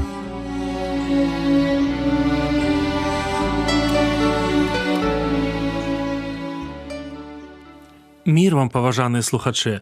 Разам з вамі ў эфіры Сяргей Брэшцель. Тэма сённяшняй размовы – носьбіты веры. Без веры дагадзіць Богу немагчыма. Так мы чытаем у Новым Запавеце. Ісус, распавядаючы адзін жыццёвы прыклад, скончыў словамі: «Калі Сын чалавечы прыйдзе, ці знойдзе веру на зямлі?» Бог шукае веру ў чалавечым сэрцы. Менавіта вера ці нявер'е вызначаюць наша жыццё. У які час мы жывем? У кожнага свой адказ, але калі казаць пра духоўны бок жыцця, то вакол нас няверуючыя вернікі. Гучыць парадаксальна, але як праўдзіва. Навукоўцы і палітыкі называюць сябе праваслаўнымі атэістамі. Паглядзіце на вашых знаёмых, сваякоў, сяброў. Яны ўсе кажуць пра сваю веру ў Бога. Слухаеш і здзіўляешся. Няма біблейскага крытэра, не тыя крыніцы інфармацыі, няма уласнага досведу адносінаў з Господам. На працягу свайго хрысціянскага жыцця я шмат разоў атрымліваў віншаванне з рэлігійнымі святамі ад свецкіх людзей. Прыемна, правільныя словы, але, на жаль, яны не маюць ніякага дачынення да практычнага хрысціянскага жыцця. Ад гэтага кепска. Вось і паўстае пытанне, як данесці веру тым, хто не верыць. Кожны год мы святкуем Раство. Гэты год не стаў выключэннем. Дык вось, Раство Хрыстова – гэта свята веры. Толькі задумайцеся. Бязгрэшнае зачацце, Богаўвасабленне, выратаванне, збаўца Эмануіл. Раство – гэта сродак надзеі. Свята – праверка грамадства і царквы на наяўнасць веры. Нядаўна мне даслалі аналітычны артыкул. Універсітэт у Мюнхене праводзіў апытанне ў Нямецчыне і аналіз святочных настрояў немцаў. Апынулася, што больш за 70% не пайдуць на Раство ў царкву. Кожны год сотні тысяч людзей сыходзяць з каталіцкіх і пратэстанцкіх цэркваў. Лічбы павялічваюцца. Што адбываецца? У чым прычына хранічнага нявер'я? Божае Слова страціла сілу для сучаснага чалавека ці ўсё ж такі праблемы з сэрцам? Я часта думаю пра тое, што сучасныя людзі маюць патрэбу ў цудзе. А яно адбылося. Немаўля нарадзілася нам, сын дадзены нам. Нам. У гэта трэба верыць. Бог застаецца багатым для ўсіх. Усякі, хто прызаве яго імя, атрымае збаўленне. Вось толькі пытанне, ці з'яўляемся мы носьбітамі веры ў яго? Гэта важнае пытанне сённяшняга ўрымха. Да рымлянаў 10 раздзел з 14 па 21 вершы. Але як прызываць таго, у каго не вераць? А як верыць у таго, пра каго не чулі? Як чуць без таго, хто абвяшчае? А як абвяшчаць, калі не былі пасланыя? Як напісана, якія прыгожыя ногі таго, хто дабравесціць супакой, дабравесціць добрае. Але не ўсе паслухаліся Евангелія, бо Ісая кажа: «Господи, хто паверыў пачутаму ад нас?» Таму вера ад слухання, а слуханне пра Слова Божие. Але кажу, ці ж яны не чулі? Наадварот, на ўсю зямлю пайшоў голас іхні, і да межаў сусвету словы іхнія. Але кажу, ці ж Ізраіль не ведаў? Першы Майсей кажа: «Я збуджу ў вас рупнасць праз тых, хто не народ, праз народ, які не ацяміць, раздражню вас». А Ісая адважваецца і кажа: «Мяне знайшлі тыя, якія не шукалі мяне. Я аб'явіўся тым, якія не пыталіся мяне». А наконт Ізраіля кажа: «Увесь дзень выцягваў я рукі мае да народу, які не скараецца і працівіцца». На жаль, народ ізраільскі, народ з такой багатай гісторыяй, поўнаў цудаў і запісаных слоў Бога, не быў носьбітам веры. Вершы з 18 па 21 красамоўна сведчаць: чулі, ведалі, адмовіліся.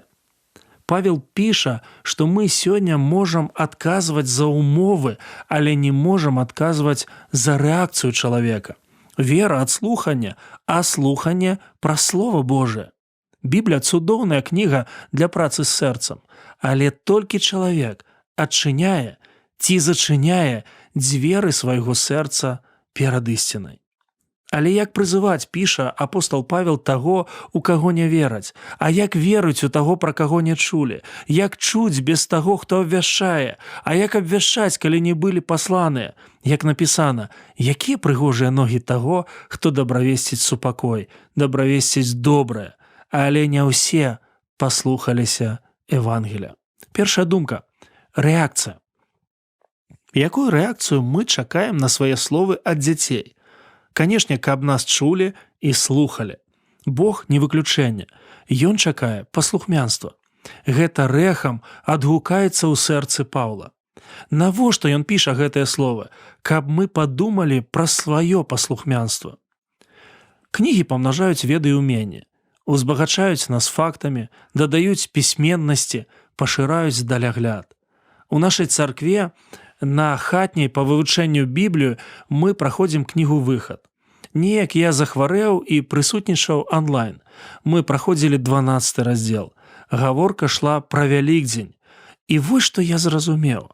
Бог вучыў свой народ зберагаць памяць, зберагаць блізкасць з Богам, зберагаць паслухмянства. Біблія – гэта кніга, якая паклікала памножыць наша паслухмянства Богу. Вось і тэст для майго і вашага сэрца. Ці з'яўляецца такой мая рэакцыя на Божае Слово? Ці спяшаюся я быць паслухмяным? Другая думка – пропаведь. Хто прыдумаў пропаведь і захацеў за кафедру паставіць прапаведнікаў? Канешне, Бог дзеля нашай карысці. Прыгадваем словы Паўла: «Як чуць без таго, хто абвяшчае». Чалавек, які з'яўляецца носьбітам веры, ператвараецца ў пасярэдніка паміж Богам і навакольным светам. Пра Бога можа распавесці толькі той, хто ведае яго асабіста. Біблійная пропаведь заўсёды пра яго, пра Хрыста. Павел быццам кажа: «Ён галоўны, ён у цэнтры». Неяк я апынуўся на раствяным кірмашы. У любым месцы, у любым горадзе, у любой краіне гэта сукупнасць ежы, музыкі, шуму. Кожны раз шукаю сувеніры, якія распавядаюць гісторыю раства Ісуса Хрыста. Іх заўсёды так мала. Я знайшоў. Але купіць не вырашыўся, вельмі дорага. Ведаеце, што я падумаў? Гэта ідэя дарагая для майго сэрца. Раствяны і цярновы вянок маюць дачыненне да Ісуса Хрыста. Гісторыя, якая, учапіўшы, не адпускае. Яна годная таго, каб пра яе казалі. Яна павінна пакідаць след. Пропаведь – прывілей, але што я магу іншым распавесці пра яго? І апошняя думка – вера. Веруючы і неверуючы – розныя людзі. Што каштоўна для аднаго, не мае аніякага значэння для другога. Таму вернікаў не заўсёды ўспрымаюць. Глыбіню іх любові да Бога не могуць ацаніць, ахвярнасць іх служэння не разумеюць. Чаму? Вера – гэта жывыя адносіны з жывым Богам. Як прызываць таго, у каго не вераць? Пра што кажа Павел? Ён жадае, каб яго слухачы папрасілі Бога стаць актыўным удзельнікам складаных і простых акалічнасцяў, даверылі яму сёння і заўтра, дазволілі прысутнічаць у духоўным і прафесійным жыцці. Справа спраў. Канешне, мы разумеем людзей, самі былі такімі. Таму прыкладаем максімум намаганняў, каб чалавек паверыў і стаў заклікаць у сваё жыццё спадара сусвету. Не адчайваемся, не апускаем рук, працягваем спадзявацца і жыць верай. Усе сталі заўважаць, што Новы год не прыносіць аптымізму. У людзей няма надзеі, у святах страчана галоўнае – Бог і вера. Вось чаму і патрэбныя грамадству носьбіты веры, якія разумеюць больш і глядзяць далей. Чытаў прыклад пра аднаго місіянера, які прапаведваў папуасам. Ён пачаў перакладаць Біблію на іх мову, але ніяк не мог знайсці пераклад для слова «надзея». Здарылася, што ў яго памёр навароджаны сын. Падчас пахаванняў мясцовы хлопчык спытаў у яго: «Чаму ты не плачаш?» «Таму што веру, што мой сын жывы, і мы сустрэнемся з ім». Хлопчык сказаў: «Я чуў, вы, хрысціяне, глядзіце за гарызонт». Зазіраць за гарызонт. Зараз місіянер ведаў, як перакласці слова «надзея». У мяне пытанне. Сябры, вы носьбіты такой веры? Калі так, няхай свеціць святло ваша перад людзьмі. Няхай ваша жыццё стане пропаведзю. Няхай у вашых вуснах знойдзецца слова. Няхай рэакцыі навакольных на ваша жыццё будуць вера ў Бога і паслухмянства слову.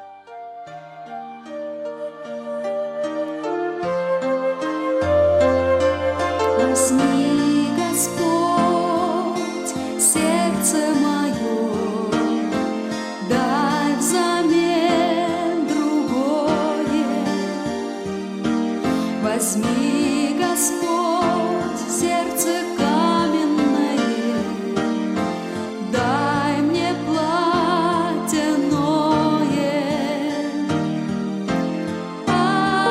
Аллилуйя, слава Тебе, Господь, аллилуйя.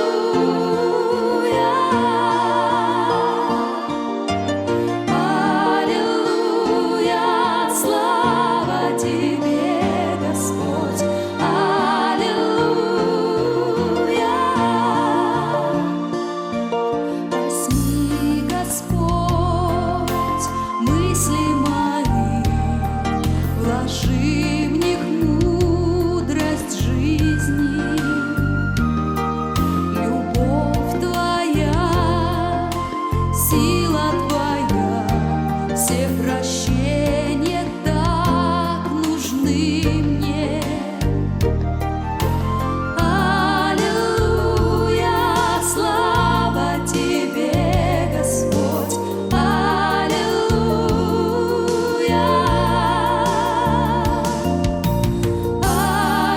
Аллилуйя, слава Тебе, Господь, аллилуйя. Возьми, Господь, всю жизнь мою и царствуй безраздельно.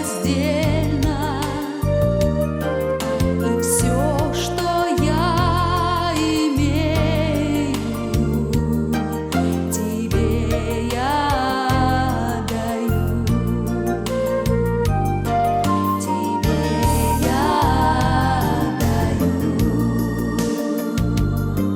Тебе я даю. На гэтым наша сённяшняя перадача завершана. З вами быў Сергей Брышці. Як і заўсёды, чакаем вашых пісем і водгукаў аб нашых перадачах. пішыце, калі ласка, на адрас. Праграма «Голас друга», паштовая скрынка 45, індекс 224020, горад Брэст 20, Беларусь. Да новых сустрэч на хвалях Трансусветнага радыё. Усяго добрага. Беражы вас Бог.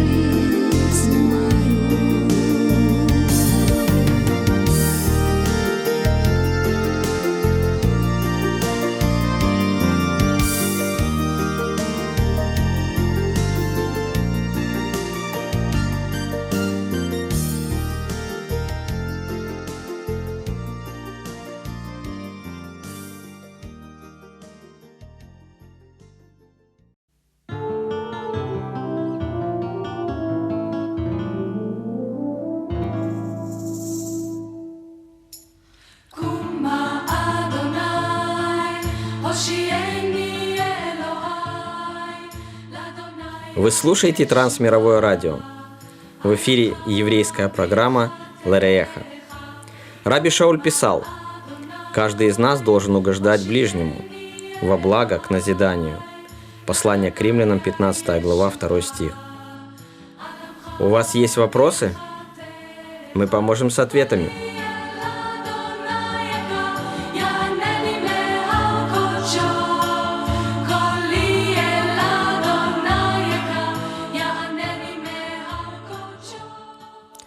Михаил, мое почтение. В прошлый раз мы говорили о том, нарушал ли Иешуа шаббат со своими учениками.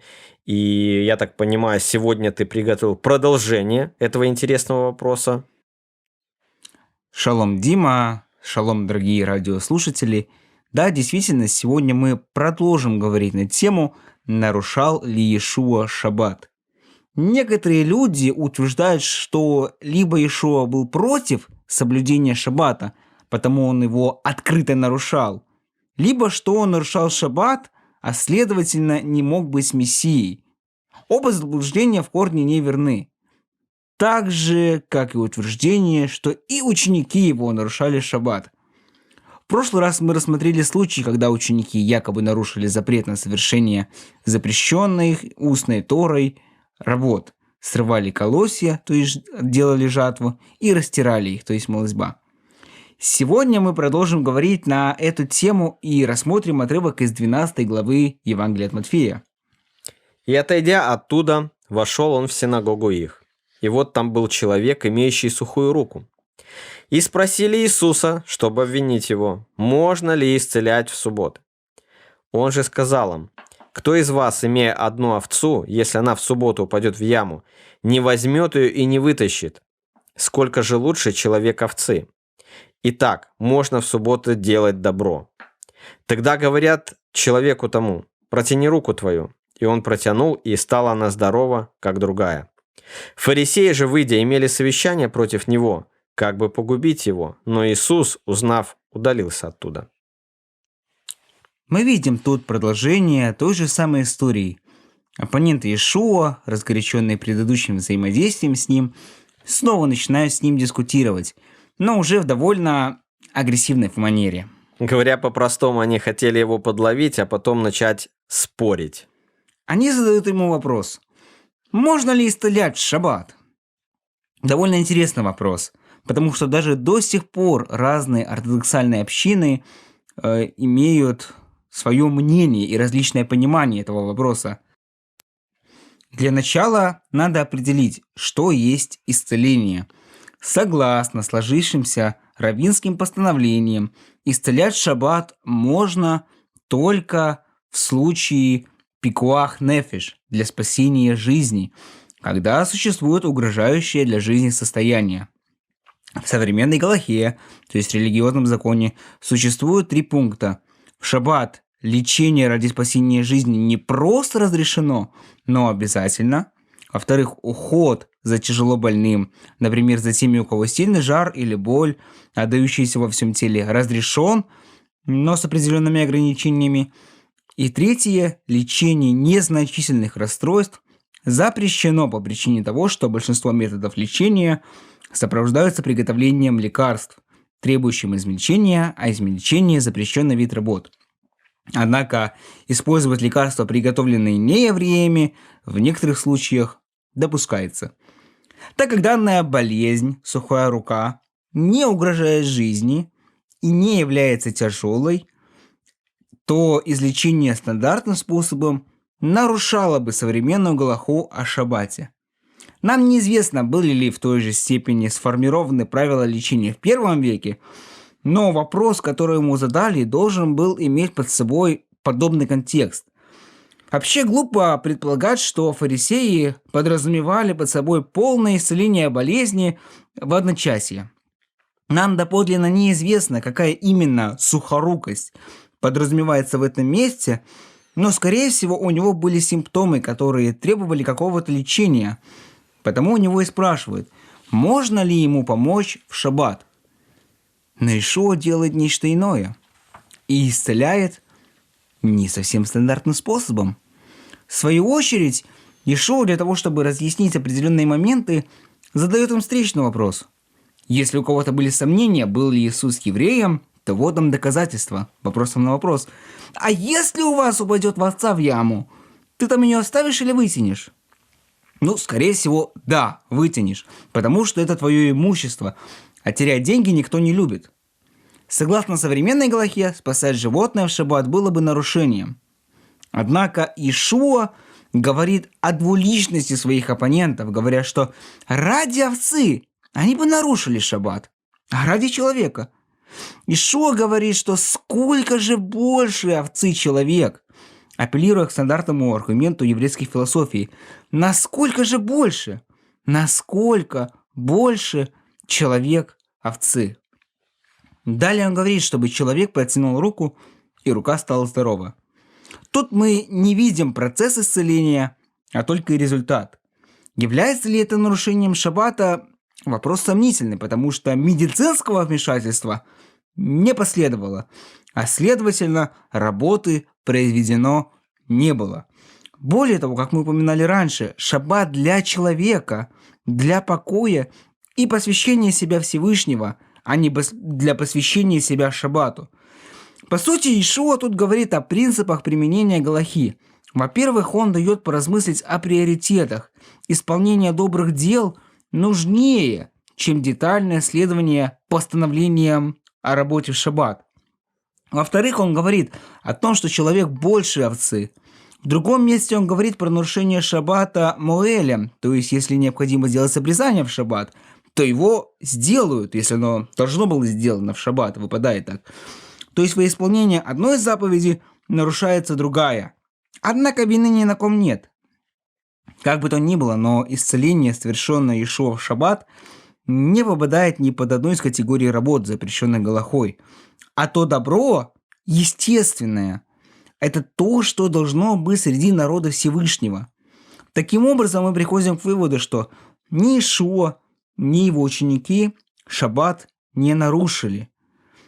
Но самая главная мысль в том, что Господь желает, чтобы мы не просто проживали жизнь, стараясь угодить другим и задобрить Всевышнего своими поступками и доскональным соблюдением Торы, доскональным соблюдением заповедей, своей собственной праведностью, но чтобы мы действительно искали Его. Завершился день, села солнышко, и сердце вновь наполнил мир. Собрались все вместе, чтоб с тобой воспеть шаббат, шалом. Будем петь с тобой шалом.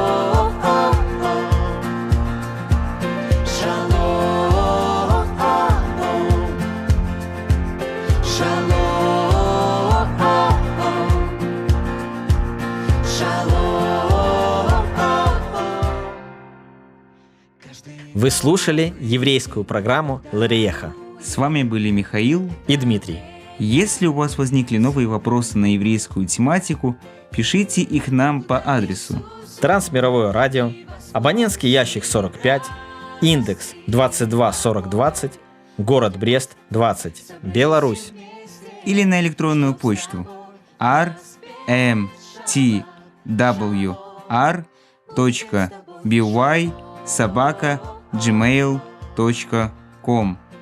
Ищите наши беседы на сайте twr.fm. Шалом. Лаитраот. До новых и волнующих встреч. Каждый новый день Бог дарует нам это время тишины. Руку дай Иисусу и воспой с ним радость и покой. Будем петь с тобой шалом, шалом, шалом, шалом. Будем петь с тобой шалом, шалом, шалом, шалом.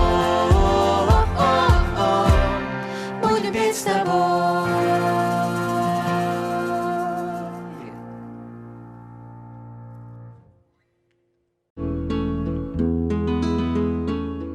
Вы слухаеце Трансусветнае радыё. У эфіры праграма «Урокі гісторыі». Запрашаем у падарожжа падзей, асоб і фактаў. Вучыцеся разам з намі.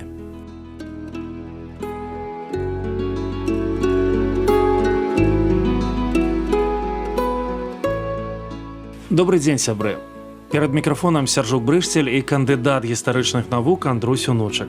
Сёння мы пагаворым пра берасцейскую царкоўную вунію. Прывітанне, Андрусь. Прывітанне, Сяржук. Прывітанне, шаноўныя слухачы. Рэфармацыя і канфесійнае становішча ў Беларусі ў 16 стагоддзі. Сапраўды, калі казаць пра берасцейскую царкоўную вунію, то трэба пачынаць з рэфармацыі. Канфесійнае становішча ў 16 стагоддзі было размаітым, у тым сэнсе, што існавалі тры канфесіі. Гэта праваслаўная канфесія, гэта каталіцкая і пратэстанцкая. Гэта век рэфармацыі. Гэта час, калі надыходзіла вялікае рэлігійнае прабуджэнне, калі мы можам сёння сказаць, духоўнае прабуджэнне. І гэта час пошуку Бога сярод беларускага грамадства. І ў гэтым сэнсе таксама гэта час такой канфесійнай барацьбы, таму што многія рэчы, якія нам сёння здаюцца натуральнымі. Што кожны чалавек веруючы, ён можа чытаць Біблію, мець уласную Біблію, тады былі зусім невідавочныя. За гэта трэба было змагацца. Што кожны чалавек, хрысціянін, ён павінен мець асабістыя адносіны з Богом. Тады таксама гэта ўяўлялася па-рознаму. І таму, канешне, вось на фоне гэтай барацьбы і адбываліся тыя працэсы, якія ў рэшце рэшт прывялі да берасцейскай царкоўнай уніі. Як узнікла ідэя аб'яднання праваслаўнай і каталіцкай цэркваў у Вялікім княстве літоўскім? Ад самага пачатку хрысціянства ў Беларусі было шматканфесійным. Што я маю на ўвазе? Яшчэ ў 10 стагоддзі, у канцы 10 стагоддзя адбылося прапаведаванне хрысціянства з двух бакоў, умоўна кажучы, з захаду і з усходу. З захаду прыехаў Торвальд Вандроўнік, а з усходу, з Візантыі, прыйшло хрысціянства праз Рагнеду і Ізяслава. І ўтварыліся дзве канфесіі адначасова. Яны тады яшчэ не былі падзелены, яны былі падзеленыя толькі ў 11 стагоддзі, але у Беларусі ўжо існавалі вернікі і ўсходняга абраду, і заходняга абраду. Таму наша гісторыя, яна вымагала нейкага сінтэзу, нейкага аб'яднання. Тым больш, што і ў самім хрысціянстве адбываліся працэсы з гэтым звязаныя. Напрыклад, Фларэнтыйская вунія 1439 году, калі была абвешчана аб аб'яднанні праваслаўнай каталіцкай цэрквы. Асабліва гэта праблема стала актуальная пасля захопу туркамі Канстантынопаля 1453 годзе. У 16 стагоддзі адбылася спроба паяднання гэтых цэркваў у адну толькі на тэрыторыі Вялікага княства Літоўскага. Паступова вось гэта збліжэнне яно адбывалася, але разам з тым былі і тыя працэсы, якія перашкаджалі гэтаму. Таму, наша гісторыя яна і падштурхоўвала, можна сказаць. Чаму месцам падпісання вуніі стала Берасце? Берасце на той момант, а гэта канец 16 стагоддзя, гэта быў стратэгічны такі пункт для хрысціянства. Тут была супольнасць, якая ілюстравала шматканфесійнасць нашай краіны. Каталікі, праваслаўныя, пратэстанты, геаграфічнае размяшчэнне. Калі мы пабачым дарогу з Кракава да Вільні, далей да маскоўскай мяжы, то тут, канешне, у самай сярэдзіне гэтых земляў знаходзілася менавіта Берасце. Адзін з цэнтраў праваслаўя Кіеў, тут недалёка. Адзін з цэнтраў каталіцызму Кракаў, адзін з цэнтраў пратэстантызму Вільня. І ўсё гэта, калі мы пабачым, то стратэгічны пункт Берасце. Раскажыце пра адносіны прадстаўнікоў розных канфесіяў да уніі. Адносіны былі непростыя насамрэч. Калі мы кажам пра каталіцкі бок, то тут быў такі Пётр Скарга, рэктар Віленскага універсітэту. Ён на той момант ужо існаваў. Ён стварыў такую працу аб адзінстве царквы Божай, дзе казаў, што мы павінны аб'яднацца па зверхнасцю папы рымскага. Праваслаўнае вышэйшае духавенства, такі як, напрыклад, епіскап берасцейскі, там Іпацій Пацей, ён быў абсалютным прыхільнікам уніі. Разам з тым, сярод праваслаўных магнатаў, напрыклад, князь Канстантин Астровскі быў праціўнікам уніі радыкальным. Сярод пратэстантаў таксама былі тыя людзі, якія выказвалі негатыўнае стаўленне, таму што лічылася, што гэта унія накіравана супраць рэфармацыі. Таму гэта унія, скажам так, падзяліла грамадства. Нават сама ідэя уніі ўжо падзяліла грамадства і канфесіі. Пазітыўныя і негатыўныя вынікі. Сабор, на якім была прынята унія, ён праходзіў у Берасці ў кастрычніку 1596 году. Там была гэта унія падпісана, кіраўніком царквы станавіўся папа рымскі, захоўвалася праваслаўная абраднасць. Фактычна праваслаўныя атрымлівалі палітычныя правы, якіх яны раней не мелі. Але разам з тым праходзіў альтэрнатыўны сабор у доме пратэстанта Райскага. І праваслаўныя, якія там сабраліся, яны казалі, што мы не можам прыняць гэтай уніі, таму што яна не адпавядае нашаму светапогляду. Таму што праваслаўнай царкве былі брацтвы падобныя да сучасных пратэстанцкіх цэркваў, якія выступалі супраць вось гэтага аб'яднання, таму што казалі, мы згубім рэлігійную свабоду. У гэтым сэнсе падзел грамадства быў яўным негатыўным вынікам. І негатыўным вынікам было змаганне з рэфармацыяй. З аднаго боку, а з іншага боку, трэба сказаць, што сапраўды былі пазітыўныя вынікі ў тым, што гэта у будучыні дазволіла ў нейкай ступені прымірыць варажнечу паміж двума канфесіямі. Уніяцкая царква, яна карысталася ўсё ж старабеларускай мовай, і на працягу вось далейшых падзеяў мы можам адназначна сказаць, што беларуская мова, яна стала адной з афіцыйных моваў у уніяцкай царкве. Хоць у рэшце рэшт уніяцкая царква была скасавана, але яна пакінула свой пэўны культурны след у нашай гісторыі. З чаго было больш негатыўных ці пазітыўных вынікаў, у рэшце рэшт сказаць цяжка. Але мы можам сказаць адно, што скіраванасць яе супраць рэфармацыі, яна прывяла да яўных негатыўных наступстваў, што пацярпелі ад гэтага тыя здабыткі эпохі рэфармацыі, якія стварылі залаты век Беларусі. І ў гэтым сэнсе мы, безумоўна, павінны таксама разглядаць гэту унію.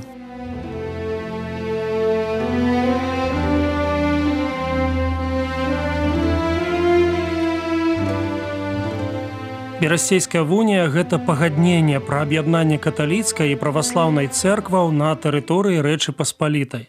Трэба разумець, што унія была прынята не паспешна, а пасля працяглых роздумаў. Падрыхтоўка доўжылася 5 гадоў. Адбылося шмат сустрэч.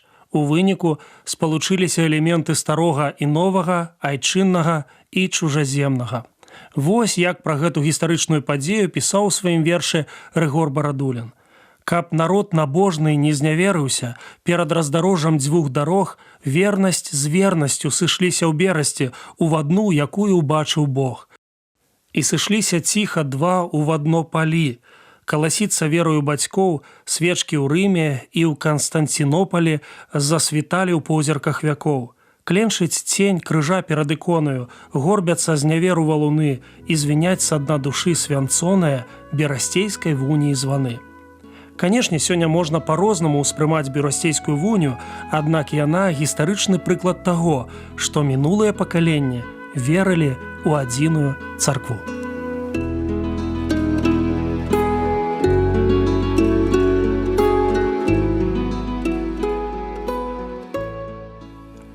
Дзякую, што далучыліся да нашага праекту. Калі ў вас ёсць пытанні, пішыце, калі ласка, на адрас Трансусветнае радыё, урокі гісторыі. Паштовая скрынка 45, індекс 22 40 20, горад Брест 20, Беларусь. Пакідаю для сувязі электронную пошту rmtwr.by@gmail.com. Шукайце нас на сайце twr.fm. До новых сустрэч!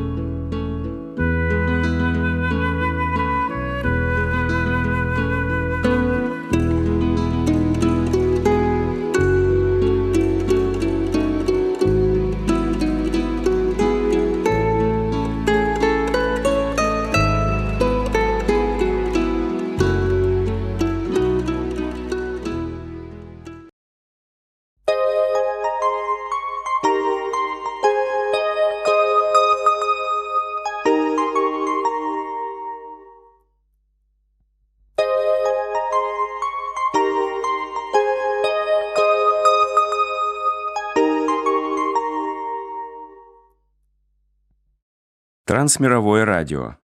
Программа «Навигатор». Ваш путеводитель по Библии.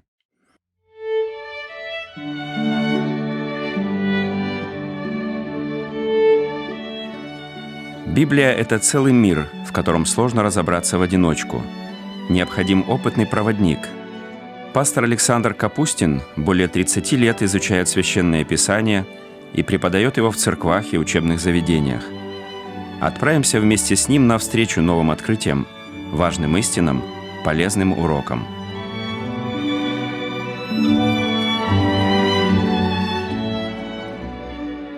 Библия – удивительная книга. Чем дольше я ее изучаю, тем больше восхищаюсь. И чем глубже в нее погружаюсь, тем интереснее она становится. Навигатор поможет проложить лучший маршрут.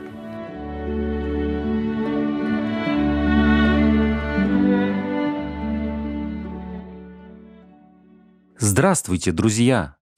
Книга, о которой мы поговорим сегодня, не очень проста, особенно для новообращенных. Но от этого она не менее прекрасна, и ее значение очень велико. Послание к евреям показывает нам значимость Христа как небесного первосвященника, его превосходство над ангелами и патриархами Ветхого Завета. В этом письме, адресованном в первую очередь евреям, объясняется красота жизни по Новому Завету, а также сила веры в жизни христианина.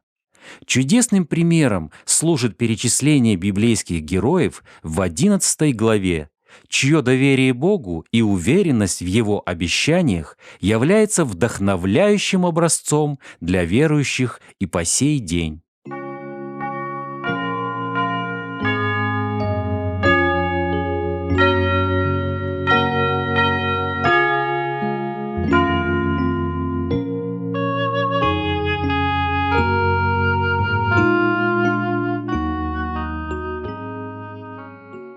Послание к евреям – это, по выражению одного толкователя, загадка Нового Завета.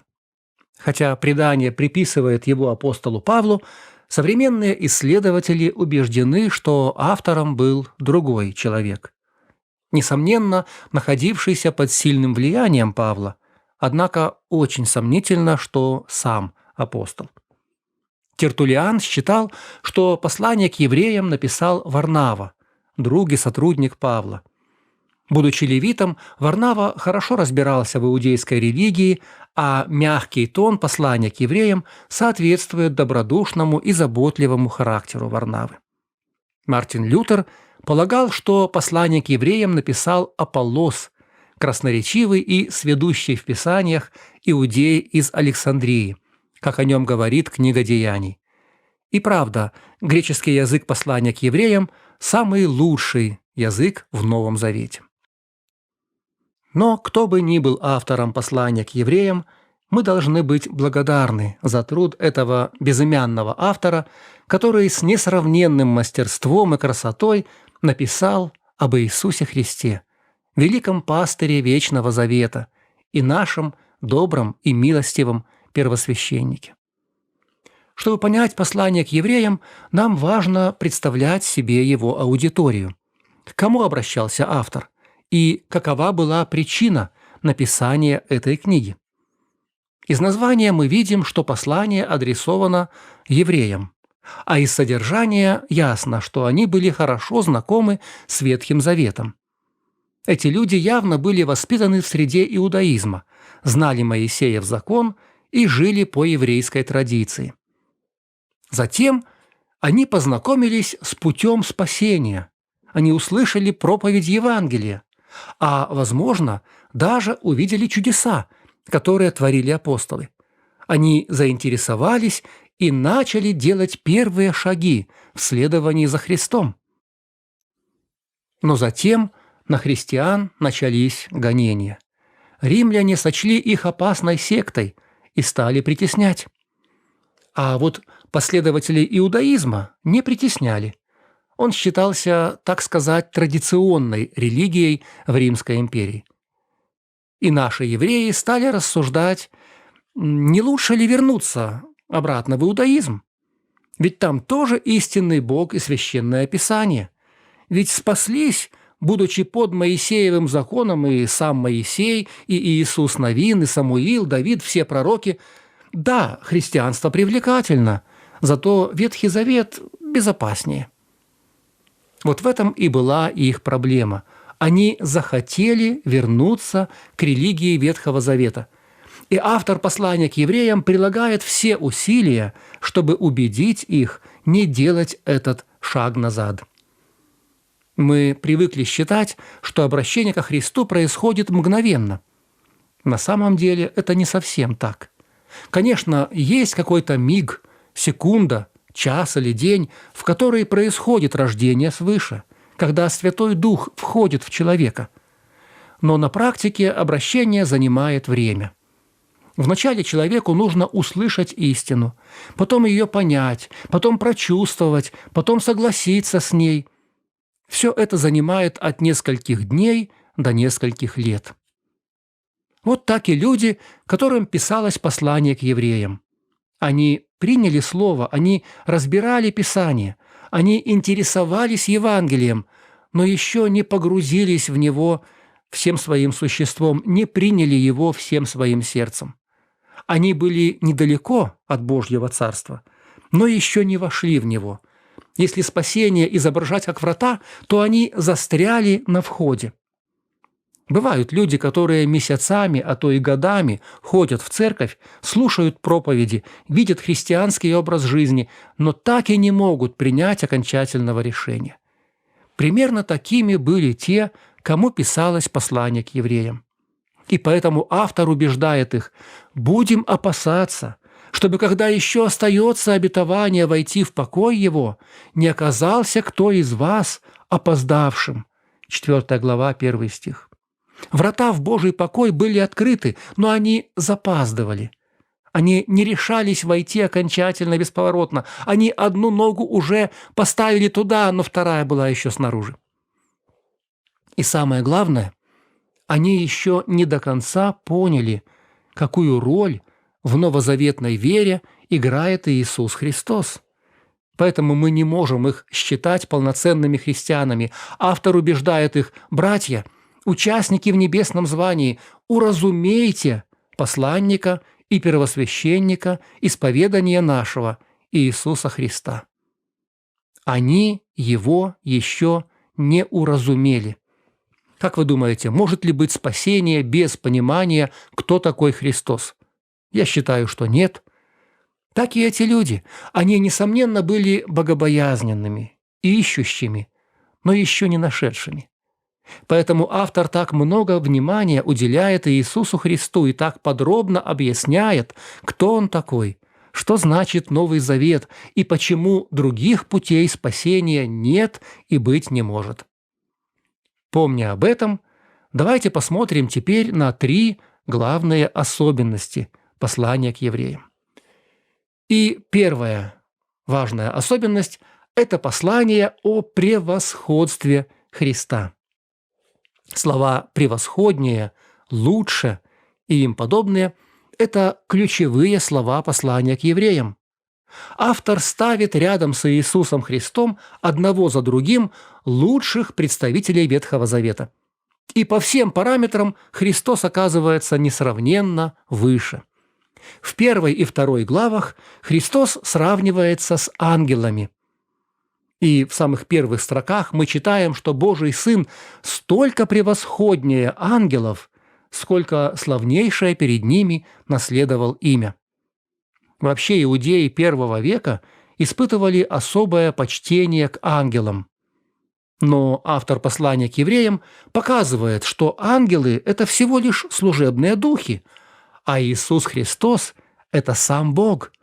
О нем сказано в Псалме: «Престол Твой, Боже, в век века, помазал Тебя, Боже, Бог Твой, елеем радости более соучастников Твоих».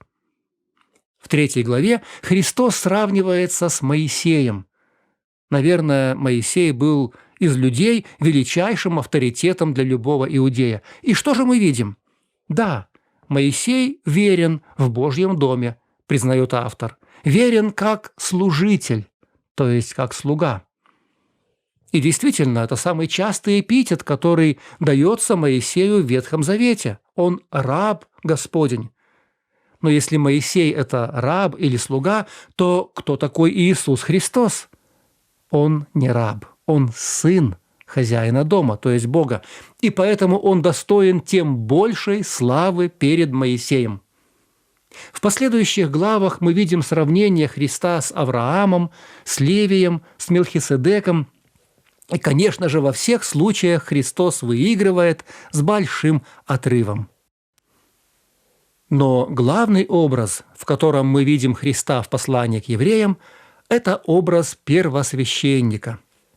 Уразумейте посланника и первосвященника, исповедание нашего Иисуса Христа призывает автор в начале 3 главы. Христос является милостивым и верным первосвященником перед Богом за грехи народа, ибо как сам Он претерпел, быв искушен, то может и искушаемым помочь. Сказано чуть выше. Мы имеем не такого первосвященника, который не может сострадать нам в немощах наших, но который, подобно нам, искушен во всем, кроме греха, продолжается в 4 главе. Главное же в том, о чем говорим, есть то: мы имеем такого первосвященника, который воссел одесную престола величия на небесах. Христос – первосвященник будущих благ. Автор последовательно сравнивает священство Ветхого Завета, священство Аарона, и священство Христа. И каждый раз мы видим, насколько превосходнее священство Господа. Земные священники входят в земные святилища, а Христос вошел в самое небо. Земные священники входят с кровью козлов и тельцов, Христос вошел со своей собственной кровью. Земные священники многократно приносят одни и те же жертвы, а Христос одним приношением навсегда сделал совершенными освящаемых. Христос имеет первенство и превосходство во всем. Вот главная мысль послания к евреям. Но не единственная. Вторая важная идея – это послание об исключительности Христа. То есть Иисус не только превосходнее ангелов, Моисея, Аарона, не говоря уже обо всех религиозных лидерах мира, Христос исключителен. Он не первый из многих, Он единственный. Безо всех остальных можно прожить, иногда даже нужно, но без Него никак. Автор показывает нам, что Ветхий Завет отнюдь не был путем спасения, как думали читатели. Ветхий Завет был лишь тенью будущих благ. Он указывал на грядущее спасение, но сам не служил ко спасению. Жертвы, которые приносились за грехи, не могли очистить людей, а лишь напоминали о грехах. Ибо невозможно, чтобы кровь козлов и тельцов уничтожала грех. Все предписания Ветхого Завета, по сути, были призваны указать человеку на единственный источник спасения, направить к нему этот источник Иисус Христос.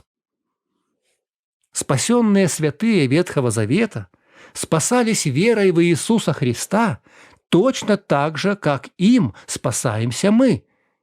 Только они Его ожидали, а мы Его вспоминаем. Для них Он был в будущем, для нас в прошлом, ну и, конечно, в настоящем.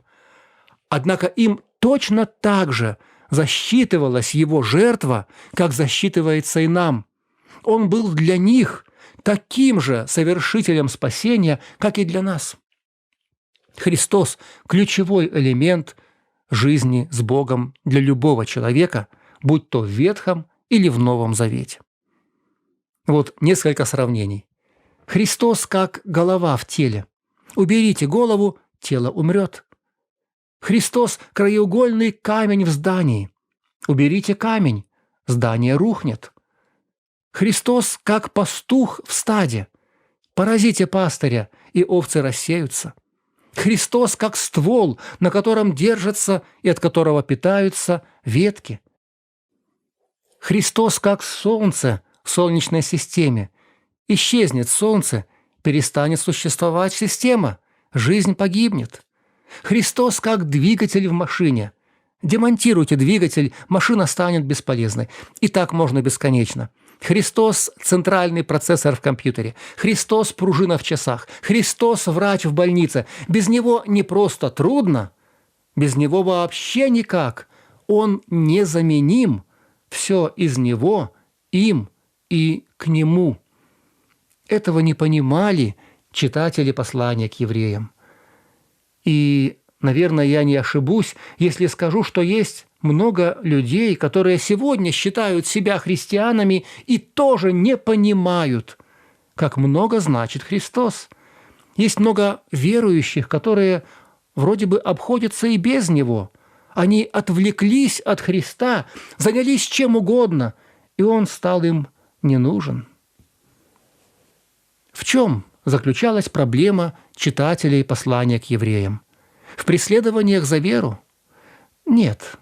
В том, что они решили вернуться к Ветхому Завету? Опять-таки нет. Все это у них было, но главная проблема состояла в том, что они не понимали Иисуса Христа. Он для них был не особо важен. Их вполне устраивала жизнь без Него. Они занимались учениями об омовениях, возложениях рук, оставлении грехов, воскресении мертвых, вечном суде. А Господь Иисус оказался где-то в стороне, неким подобием декорации. И если из-за нее нужно было страдать, так не лучше ли убрать декорацию, думали они. Сегодня многие верующие увлекаются небиблейскими теориями, суевериями, позорящими христианство. На конференциях, семинарах говорится о второстепенных вопросах, о росте церквей, о служении, о воскресных школах, о музыке, о одежде. Вам кажется это слишком важным? Друзья, Христос несравненно важнее. Он везде уместен. В любой проблеме Он решение, в любой трудности Он необходим. Все, кроме Него, второстепенно. А то и вовсе не нужно. Мартин Лютер писал: «Христос – это Божья благодать, милость, праведность, истина, мудрость, сила, утешение и спасение, данные нам Богом без какой-либо нашей заслуги. Обладать Христом – это обладать всем. Если Христос пребывает во мне, все становится моим». Тут хотелось бы и закончить, но еще нужен третий пункт. Давайте скажем и о нем. Послание к евреям – это также послание о вере или о жизни по вере. Думаю, мы все хорошо помним галерею героев веры в 11 главе. Павел перечисляет длинную череду героев Ветхого Завета, облако свидетелей, начиная от Авеля и завершая Гедеоном, Вараком, Самсоном, Иефаем, Давидом, Самуилом и пророками. Все те невероятные подвиги, которые совершали Авраам, Моисей, Иисус Навин и другие герои и героини, все эти подвиги, оказывается, совершались верой. Все эти люди шли на невероятный риск, потому что верили. Ной построил ковчег, потому что поверил Божьему предсказанию. Авраам был готов принести в жертву собственного сына, потому что верил, что Бог силен и из мертвых воскресить юного Исаака. Моисей отказался быть сыном дочери фараона и лучше захотел страдать с народом Божьим, потому что верил, что Бог не с египтянами, а с Израилем. И от читателей послания к евреям требовалась вера. Вера во что? Конечно же, в первую очередь вера в Иисуса Христа, Божьего Сына. Ну и кроме того, им нужна была вера, что все, что происходит вокруг, совершается по Божьей воле. И начавшееся преследование, и угроза смерти за верность Христу – все это требовало от них веры, подобной вере Авраама и Моисея. Каким будет результат этой веры? Некоторые в наше время считают, что вера всегда приводит к победе, к торжеству. Сидрах, Месах и Авденаго верой угасили силу огня. Даниил верой заградил пасть львам. Гедеон верой победил полки врагов. Но автор послания к евреям также напоминает, что иные верные замучены были, не приняв освобождения. Другие испытали поругания и побои, а также узы и темницу, были побиваемы камнями, перепиливаемы, подвергаемы пытке, умирали от меча, скитались в милотях и козьих кожах, терпя недостатки, скорби, озлобления. И все эти, свидетельствованные в вере, не получили обещанного. И тем не менее, эти люди не проиграли, не потерпели поражения. Они победили врагов своим терпением и верою. И, думаю, от Бога они получат большую награду, чем те, кто одержал физическую, а не только духовную победу. Да, друзья, вера нужна и нам.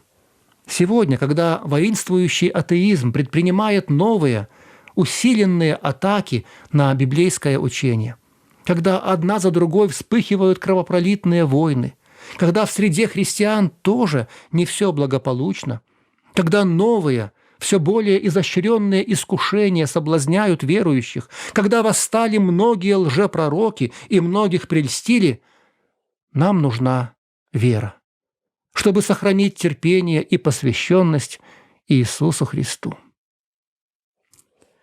Послание к евреям – это послание о жизни по вере, о жизни по Новому Завету.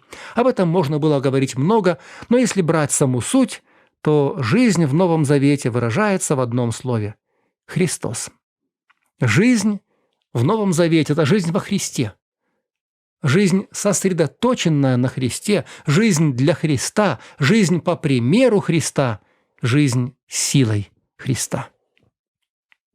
В Китае есть священная гора, наверху которой построен большой буддийский храм. В центре храма находится громадный камень.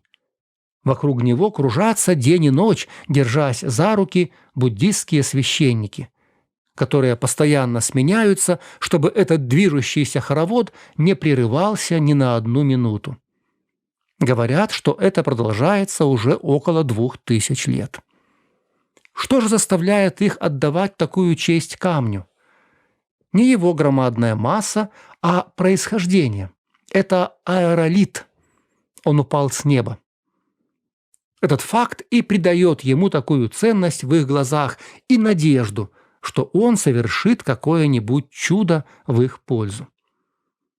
Буддийские священники ходят кругами вокруг мертвого камня, не сводят с него глаз, воздают ему почести, надеются на него, ждут чуда. Напрасно. А у нас есть живой Христос. Давайте же окружим его потеснее. Давайте образуем круг, будем держать друг друга за руки, чтобы никто не забыл о нем и не выпал во внешний мир.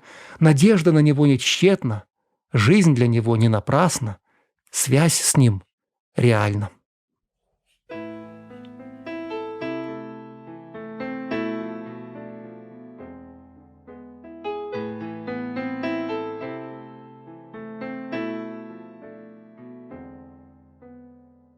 Город мой на вершине горы стоит, видел зной, снег и мороз порой, ветер злой, крепость стен испытал не раз, все хотел развалить и разрушить враз. Рев морской, ошалевшей от зла волны, достигал до городской стены. Но гора так высока была, не смогла город размыть вода. Город мой, есть душа, а вокруг вера стена. Мой Господь, моя гора, мой Господь, моя скала.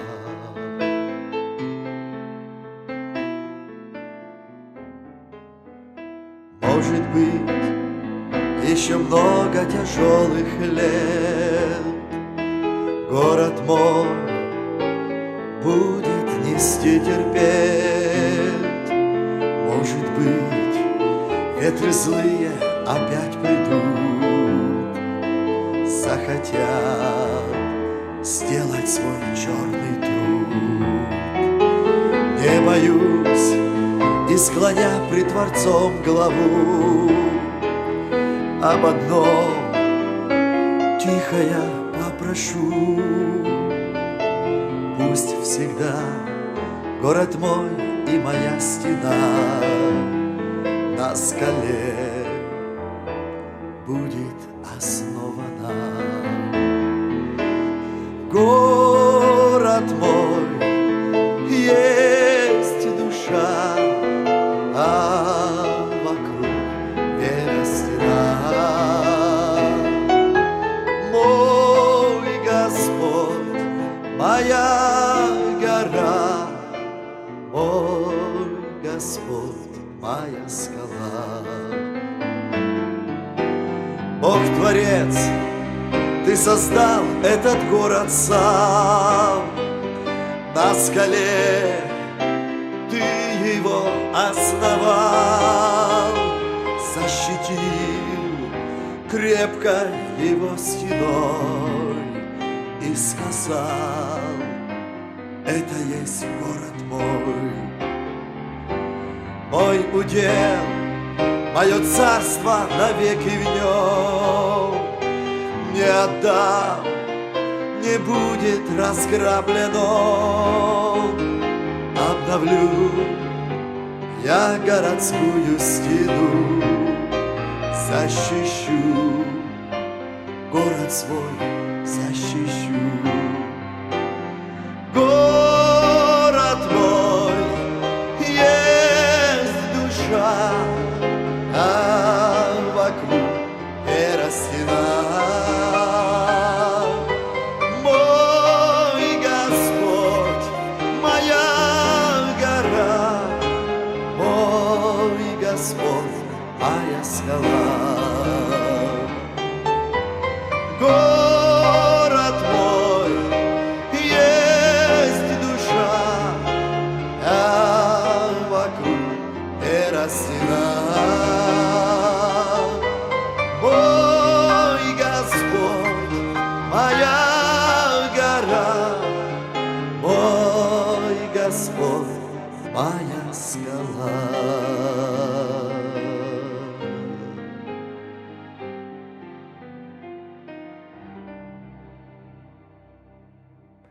Пусть наша вера не ослабнет, и мы дойдем до конца, укрепленные надеждой и уверенностью в том, что не видим нашим земным зрением.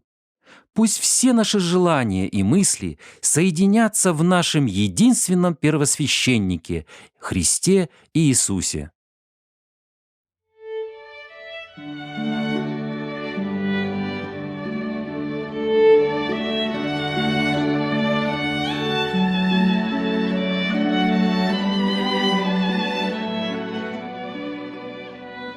Наша передача подошла к концу.